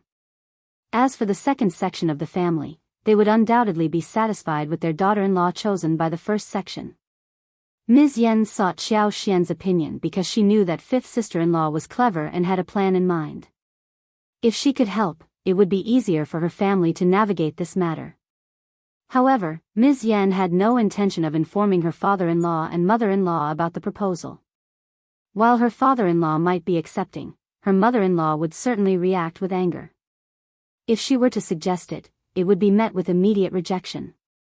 On the other hand, second brother was currently occupied with his work in the workshop, and his father and brothers treated him well.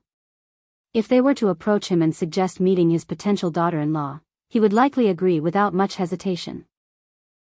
Once he gave his approval, there would be no issues with their father-in-law and mother-in-law. Xiaoxian hoped that the second section of the family would marry a reliable woman to avoid any potential troubles. After the incident with Ms. Zhang, they couldn't afford to let their guard down. Is your cousin truly a good person? Xiaoxian inquired.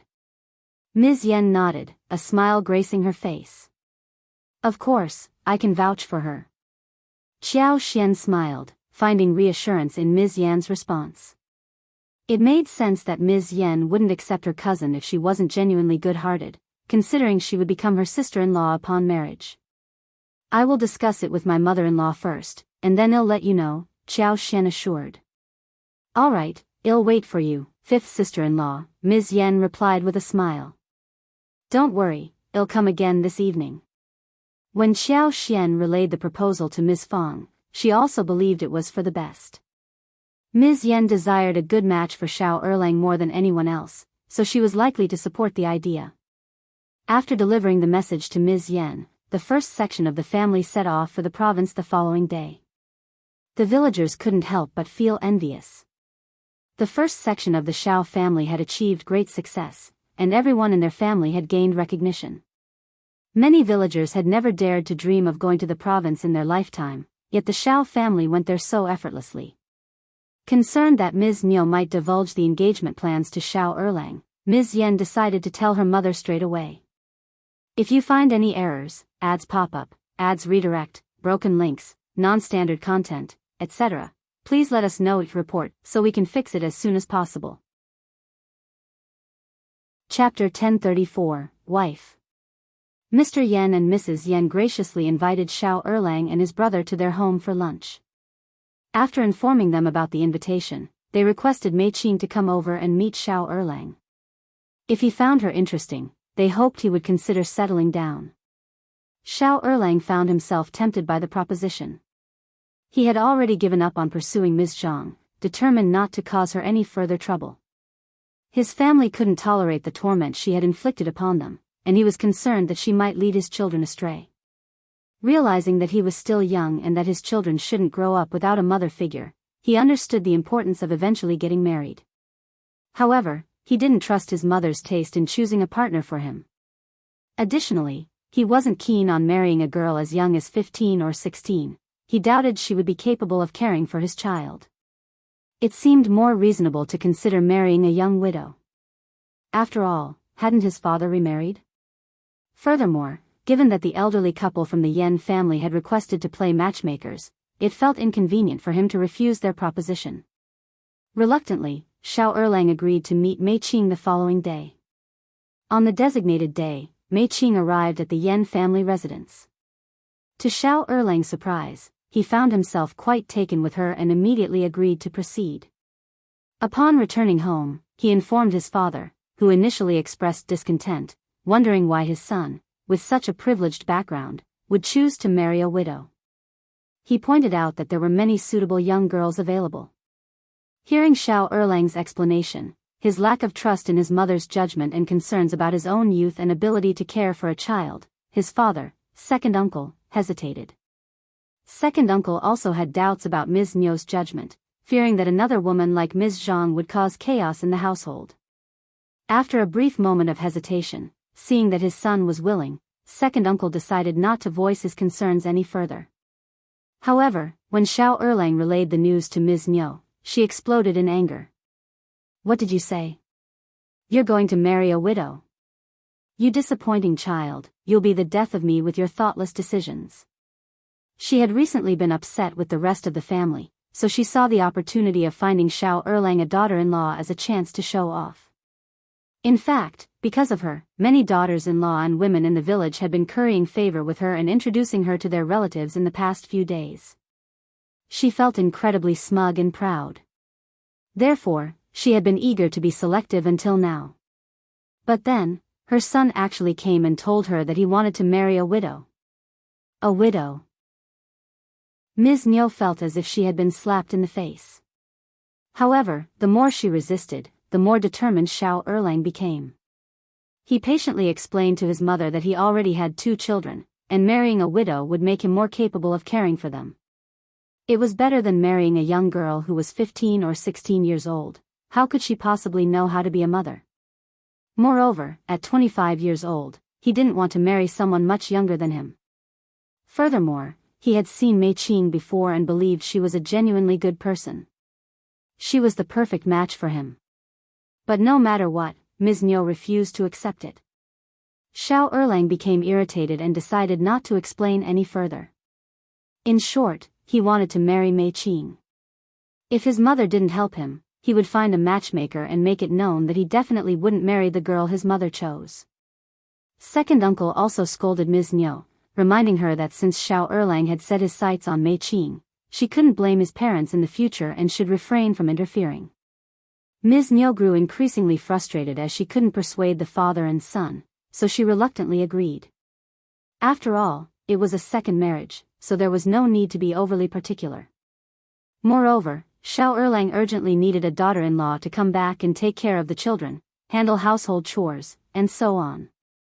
Mei-Qing was eager to leave her mother's house as soon as possible, so it truly would be inconvenient for her to stay there any longer. The two sides hit it off immediately. There was a good day at the beginning of next month, so the wedding was set at that time. If you find any errors, ads pop up, ads redirect, broken links, non-standard content, etc., please let us know your report so we can fix it as soon as possible. Chapter 1035, Comparison. Ms. Nyo became so despondent that she secluded herself at home for a few days. Ms.Yan secretly reveled in this, but she didn't dare to show her joy openly. They purposely kept Mei-Qing's relation as Ms.Yan's cousin a secret from Ms. Nyo, fearing that she would reject the proposal if she knew. However, it wouldn't matter if Ms. Nyo found out after Mei Qing moved in. They anticipated that her anger would subside within a maximum of 2 days. 3 days after Xiao Xian and Xiao Yunduan left the village, news arrived that Xiao Lulang had passed the examination and become a cultivated talent. The third section of the Xiao family and Xiao Lulang were elated by this news. However, Xiao Yunduan, the Primus, had just returned to their hometown to pay respects to their ancestors and receive congratulations from everyone. Since the villagers had already seen the Primus before, they were well aware of their accomplishments. While cultivated talents were impressive, they paled in comparison to the Primus. Hence, Xiao Lulang's achievement as a cultivated talent didn't create much of a stir in the village. As the saying goes, one should always fear comparison. Even Ms. Ma, third uncle, and Xiao Lulang himself weren't overly thrilled, let alone the villagers. Had Xiao Lulang achieved this feat earlier, the entire family would have been ecstatic, causing even Ms. Ma to tremble with joy. But now, when she praised the villagers, their reactions were so tepid that some even remarked, "The fifth son of your first section is still the Primus. It will be challenging for your Lulang to make a name for himself." Ms. Ma was infuriated to the point of near collapse. Her anger was so intense that she lost all interest in boasting. She stormed back home and vented her frustration. "They are so conceited that they don't even care about cultivated talent masters. They look down on us." She couldn't help but complain further, "The first section of the family is utterly despicable. They are everywhere. How did their achievements become a bad thing? It's infuriating. Did Xiao Yunduan do this on purpose? Why did they return to the village to pay respects to their ancestors? I suspect they deliberately did it to cause trouble for us and steal Lulang's limelight." Ms. Ma and third uncle were even more eager than Ms. Nyo and her husband to witness Xiao Yunduan's failure in the intermediate exam. They harbored such envy towards him for becoming the Primus. When Xiao Yunduan returned to the village to pay respects to their ancestors, the two of them wished he hadn't shown up at all. However, they couldn't dare to be so disrespectful. Doing so would only make them the subject of even more mockery. The Xiao family's house was adorned with gifts, and the first section of the family, along with Xiao Yunduan, seemed exceptionally grand. Xiao Lulang felt increasingly frustrated the more he observed it. Yet, he couldn't avoid the situation and had to endure it. After a long wait, Xiao Lulang had finally become a cultivated talent. However, there was no joy within him when compared to Xiao Yunduan's achievements. Hearing his mother's complaints, Xiao Lulang grew even more irritated, his face darkening. Enough talking about them. If Xiao Yunduan can become an intermediate cultivated talent, then so can I. If he can become an intermediate advanced scholar, then so can I. He vowed that one day, he would surpass Xiao Yunduan and trample him underfoot, making him kneel down and beg for mercy. Ms. Ma, caught up in the excitement, exclaimed, "Absolutely right. Let's not waste our words on them. Lulang is truly talented, far superior to Xiao Yunduan, who relies solely on luck. Lulang, you must earn me the title of Primus too. Let's see who would dare to make sarcastic remarks in this village then." Xiao Lulang's face grew even darker. He shot a cold glance at Ms. Ma and silently retreated to his room, refusing to say another word. "If you find any errors, ads pop up, ads redirect, broken links, non-standard content, etc., please let us know your report so we can fix it as soon as possible." Chapter 1036, To Province. She was so stubbornly ignorant that he found it impossible to reason with her. Dealing with Xiao Yunduan was already frustrating enough, and now he had to deal with her as well. What did she think being the Primus meant? The Great Qin Empire had countless scholars. It wasn't something that could be easily achieved. Was she trying to console him or mock him? If she weren't his biological mother, he would almost suspect that she was intentionally making things difficult for him. Why was he always so unlucky? Xiao Yunduan seemed to always have the upper hand. The matter of Xiao Lulang becoming a cultivated talent passed by without much fanfare. Ms. Ma and third uncle had been suppressing their anger and swearing that being an intermediate cultivated talent wasn't anything impressive. When their own son became a cultivated talent, they would hold a grand celebration feast. They couldn't let the first section of the family steal all the limelight. Unexpectedly, Xiao Yunduan progressed so quickly that the other families, including the cultivated talent, provincial champion, and Primus, were still reeling from the shock when Xiao Yunduan had already reached the pinnacle of scholars. Xiao Lulang was completely overshadowed. If Xiao Lulang had become an intermediate cultivated talent 3 years ago, it would have been remarkable. But now, they couldn't even bring it up anymore. Such bad luck.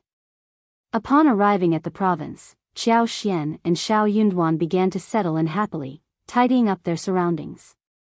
Since it was nighttime, Qiao Xian asked Xianxia to order 2 tables of food from a nearby restaurant. The dishes at the restaurant were exquisite, with a wide variety of ingredients. They even ordered some special dishes. The 3-cup chicken, soy hoof flowers, meatballs, blood duck, steamed fish head, and more were all delicious. After a long day of travel, they were all feeling a bit tired. After having dinner and chatting for a while, they retired to the room to rest. But for Qiao Xian and Xiao Yunduan, who had experienced so much, it wasn't a big deal. Once they left the hall, Xiao Yunduan took hold of Qiao Xian's hand. Qiao Xian turned to look at him, and they exchanged smiles. "Darling, are you feeling tired?" "Oh, not at all. Shall we take a leisurely walk back? Maybe even take a detour and explore the garden?" "Sounds lovely." The moonlight cascaded like water, casting a gentle silver glow on the flowers and trees. In the stillness of the night, everything seemed serene and tranquil. With her newlywed partner by her side, this serenity and quietness only amplified. Her heart inexplicably soared, as if she were immersed in a sea of honey. Unbeknownst to her, Xiao Yunduan shifted from holding Qiao Xian's hand to placing his hands on her shoulders, bringing them closer together. Their footsteps gradually slowed until they stopped before a gardenia plant. The flowers and plants in the garden had flourished under the nurturing power of Qiao Xian's wood element. Now, with another touch of her power, they appeared even more vibrant. The hydrangeas, hibiscus, crepe myrtles, gardenias, moonflowers, and beautiful bananas had never bloomed so magnificently. A cluster of jade green leaves adorned with snow-white flowers, each the size of an egg. The layers of petals unfolded gracefully and elegantly, enhancing their beauty under the moonlight. A gentle evening breeze carried a fragrant aroma, filling their lungs. The couple, deeply immersed in their affectionate embrace, felt slightly intoxicated. Qiao Xian reached out to caress the blossoms, a smile adorning her face. "These flowers are truly exquisite." She felt a sense of accomplishment. Having superpowers was truly a blessing. Xiao Yunduan's excitement grew. He leaned down, planting a tender kiss on Qiao Xian's cheek, then gently captured her lips, chuckling. "No flower could ever compare to my beloved wife. If you find any errors, ads pop up, ads redirect, broken links, non-standard content, etc., please let us know and report so we can fix it as soon as possible." Chapter 1037, Slightly Guilty. Qiao Xian blushed, her cheeks turning a rosy hue. No flirting." The words made her heart flutter, leaving her in a state of disarray. Embarrassment washed over her, causing her legs to feel weak. Xiao Yunduan chuckled softly and sighed. "We're already married, why are you so shy? There's no one else here." "That's not the point." Qiao Xian's face grew hotter as she grumbled inwardly. She had expected him to be more gentle and refined when they were in the presence of others, but it seemed that he remained the same when they were alone. Xiao Yunduan smiled again. "I understand. You're not used to it yet. With time, you'll grow accustomed to it." Confusion filled Xiao Xian's gaze as she looked at him. His gentle face drew closer and closer, and before Xiao Xian could react, he kissed her. This kiss differed from their previous gentle ones. It was a fervent invasion, leaving Xiao Xian feeling dizzy and weak. After the kiss, he held her in an intimate embrace. Her lips were slightly parted, and she breathed lightly. Her eyes were watery and filled with confusion, her face flushed. When she looked up and met his smiling eyes, Xianxia felt even more embarrassed. There was nowhere to hide, so she sought solace in Xiao Yunduan's arms, burying herself like an ostrich. Xiao Yunduan couldn't help but laugh. "Why are you suddenly so enthusiastic?" Xianxia huffed.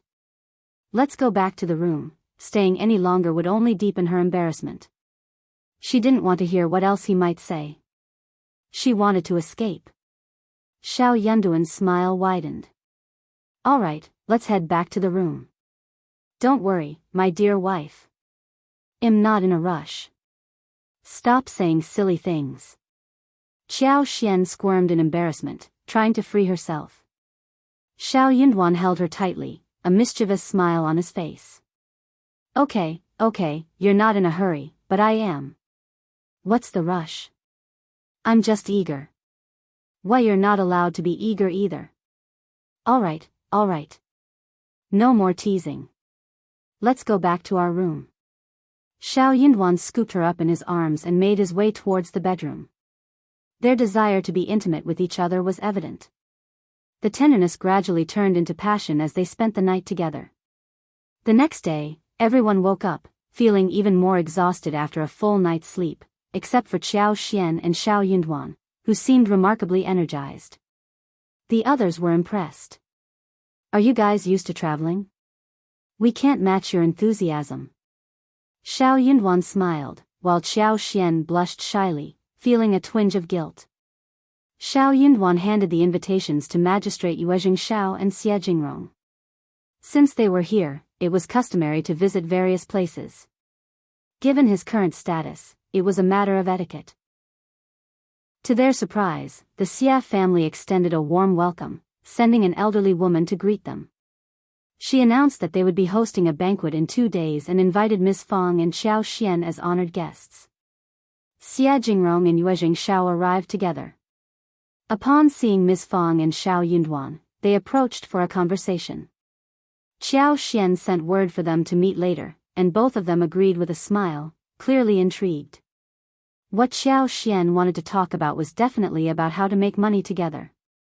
The two of them had witnessed her ability to earn money and were filled with admiration. Needless to say, Xiao had already made a lot of money by cooperating with Xianxia, and the Yuezheng family had risen to a higher level. If you find any errors, ads pop up, ads redirect, broken links, non-standard content, etc., please let us know it report so we can fix it as soon as possible. Chapter 1038, Nervous. The second-in-command in the provincial business world had always been ambitious and filled with a competitive spirit. He had hoped to one day surpass the Yuezheng family and take over their position. But now, it was clear that the Yuezheng family had far surpassed him. If the second-in-command wanted to catch up with the Yuezheng family, he would need the same stroke of luck as them, meeting people like Xianxia and Xiao Yunduan. Speaking of which, even Madame Yuezheng had to acknowledge that the first section of the family was exceptionally fortunate. One was Xianxia, the other was Xiao Yunduan, and the third was brimming with countless business ideas. With one becoming the Primus, their future was promising, so it was wise to maintain good relations with them. Ms. Fang felt anxious as she discussed with her daughters-in-law. "I've never been to the Xie family before. They seem very dignified. Is it appropriate for me to attend? I don't know much, and I don't want to embarrass myself. How about I don't go? Ms. Qiao, you can go. Take Tao Tao with you and let her have the experience." Ms. Su and Yang Xiaoni nodded in agreement. The sisters-in-law were initially nervous, afraid that their mother-in-law would insist they come along. To be honest, although they were curious about the wealth of the Xie family and wanted to see it for themselves, they were also apprehensive.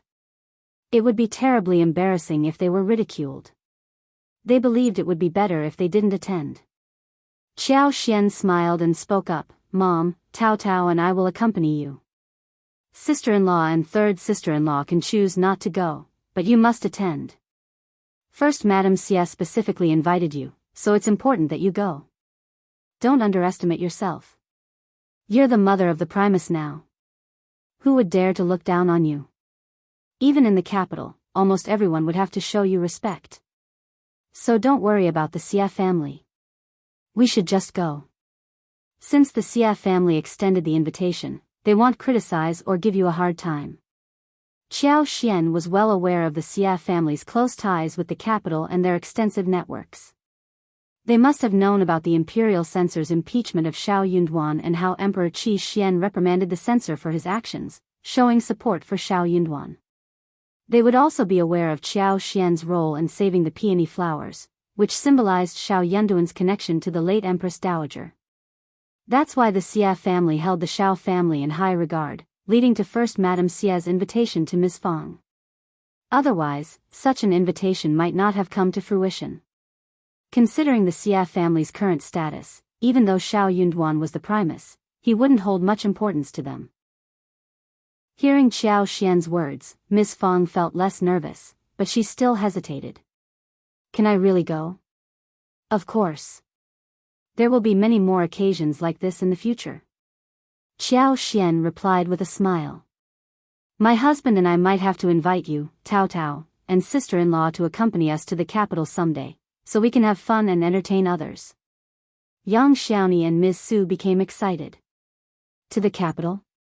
The capital. Fifth sister-in-law, is that true? Ms. Fang couldn't contain her joy upon hearing Xiao Xian's words. She smiled and said, the capital? That's the emperor's domain. I can't even dare to dream about it. You're still young, if you want to go and see, they'll support you. Xiao Xian smiled. It's hard to say. It might be possible in the future. If you find any errors, ads pop up, ads redirect, broken links, non-standard content, etc., please let us know your report so we can fix it as soon as possible. Chapter 1039, Please Help. Ms. Fang wore a contented smile, feeling an overwhelming sense of happiness. After engaging in a pleasant conversation for a while, Ms. Fang let out a sigh and made the decision to depart. Considering the host's proactive invitation and the formal announcement they had made, it would be impolite for her to decline. Not attending would convey a sense of disrespect. Although she felt a bit anxious, she reassured herself that she would simply advise her daughter-in-law to speak and behave modestly. It would only require half a day of her time as a guest. On the other hand, Tao Tao felt quite delighted. She had visited the Yuezheng family on several occasions, spending time with Xiao Xian and the others, and had gained extensive knowledge about lipstick. Her confidence and cheerful demeanor were evident. Furthermore, her brother held a high position, and her sister-in-law was financially successful. Her family was affluent and self-assured. No matter where she went, Tao Tao carried herself with a resolute confidence. After finalizing the agreement, Xiao Xian proceeded to the study to locate Xiao Yunduan and the others. Xiao Yunduan greeted Xiao Xian with a smile. I was about to send someone to find you. Xiao Xian responded with a smile. I had a feeling you would. After exchanging pleasantries, they shifted their focus to the matter at hand. Xiao Xian had been pondering over the dragon fruits and papayas located outside the city, so she inquired about them. Upon hearing her question, Yuezheng Xiao and Xie Jingrong exchanged glances and broke into smiles. Xie Jingrong chuckled and replied, the fruit trees in the southern region are quite remarkable. Brother Yuezheng invited me to take a look, and I must say, the dragon fruits and papayas are thriving and distinct. Indeed. Their laughter filled the room. Xiao Xian comprehended the stark contrast between the papayas and dragon fruits and the fruit trees in the northern region. One grew tall with abundant fruits at its top, while the other thrived with an extensive network of roots. Those who had never witnessed it before might not find it particularly rare or novel. Yuezheng Xiao spoke with a smile, the papayas and dragon fruits have grown remarkably large, and they should ripen soon. I've deployed patrols in the area, and many business owners have requested reservations. Xiao Xian felt a twinge of embarrassment. I apologize for the trouble I've caused. Third brother, please find a trustworthy manager and hire some workers for us. The orchard was unrelated to the Yuezheng family, it belonged solely to Xiao Xian. Yuezheng Xiao nodded and replied with a smile, that's reasonable. I'll make the arrangements promptly. If you ever need anything in the future, just come to me. Xianxia nodded and smiled, saying, "Of course, I will definitely seek your assistance." As straightforward individuals, they swiftly settled the matter. Xianxia expressed her desire to plant not only papayas and dragon fruits but also lychees, longan, mangoes, citrus fruits, grapefruits, bananas, and other saplings in the south before they entered the capital. She personally covered all the expenses. The cost of hiring labor could be treated as an additional investment. What Xianxia needed was time, but she lacked personnel to utilize. While the Jianghu village and her own family had some people to spare, they were unable to oversee an entire province. Xianxia readily agreed and mentioned that he would stay for a maximum of 20 days, asking Xianxia if it was feasible. If it wasn't, he could extend his stay by 2 or 3 days. His subordinates were willing to pay double the labor fee for an extended period of over 10 days. Xianxia, eager to arrive as soon as possible, nodded with a smile.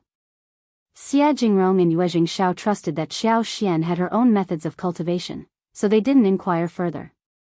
If you find any errors, ads pop up, ads redirect, broken links, non-standard content, etc., please let us know each report so we can fix it as soon as possible. Chapter 1040, Plan. This fell under the category of exclusive and confidential manuals, not to be easily shared. Both of them held a great interest in the local fruits that could be grown, particularly lychees, longan fruits, and the like. As long as they could be planted and casually savored, they were content. Jingrong mentioned to Xianxia, "By the way, my servant obtained some seedlings recently. They say the fruits are both sour and sweet, and they're not available anywhere else. I wonder what they are. Would you like some tomorrow?" Xiaoxian's curiosity piqued, and she happily nodded. "Of course, I want to taste all the fresh fruits I've never encountered before." Jingrong nodded in agreement. Once the suburban fields were secured, Xiaoxian wouldn't need to worry about anything else. There was an ample supply of cassava powder and creeping figs. Xianxia and Jingrong always managed to acquire various fresh fruits and milk. Nearly 10 dessert shops were flourishing and running smoothly. Xianxia initially believed it was just a small venture with limited earning potential, but he was in for a surprise at the end of the month. During the peak season, the monthly profits of the shops exceeded 50,000 liang. That meant they would earn at least 400,000 liang in a year. He and Xiaoxian each received 40% of the total income, amounting to over 150,000 liang, while Jingrong received 20%, roughly 70,000 to 80,000 liang. The primary reason was that the raw materials didn't account for a significant portion of the costs, and not everyone possessed the skill to create these delicacies. Since they were the sole proprietors without any other branches, they reaped the profits. It was a shame that obtaining milk wasn't easy. To acquire milk, they would need to establish a dairy farm. However, various sugary desserts relied on milk, as it enhanced the flavor. Otherwise, Xianxia would have considered opening a branch in another city. Even so, the Xia family had expanded their ranch and were actively discussing the possibility of opening 2 or 3 shops in a bustling city that could be reached within a day. Xianxia contemplated the idea of running to the south in the future to establish a ranch or open a shop elsewhere. This business was remarkably lucrative and required low investment. It would be foolish not to pursue it. Xianxia and Jingrong stayed for lunch and bid their farewells in the afternoon.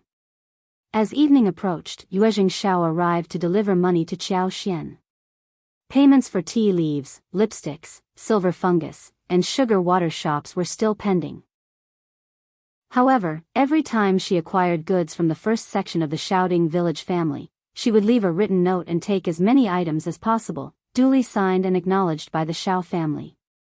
The actual value of these goods remained unknown to the first section of the Xiao family. The amount of money involved was substantial, prompting Xianxia to keep it a secret from the rest of the family. Coming from a merchant family, he had been involved with money from a young age. He had witnessed how wealth could influence people's intentions and desires. He understood the allure of riches better than most. A sum of 100 or even 1,000 liang might not be significant, but 10,000 liang would likely test one's limits. And what about 70,000 to 80,000 liang or even more than 100,000 liang? How many individuals could resist the temptation? Yue Xiao was surprised that no one, not even Ms. Fang, had ever inquired about it. Everyone seemed to accept it as a matter of course. Yue Xiao had pondered over how to respond to their questions, but none of his ideas proved useful. If you find any errors, ads pop up, ads redirect, broken links, non-standard content, etc., please let us know your report so we can fix it as soon as possible. You're tuning in to the Carefree Valley YouTube channel. Don't forget to subscribe and join us on this journey to catch the most captivating stories.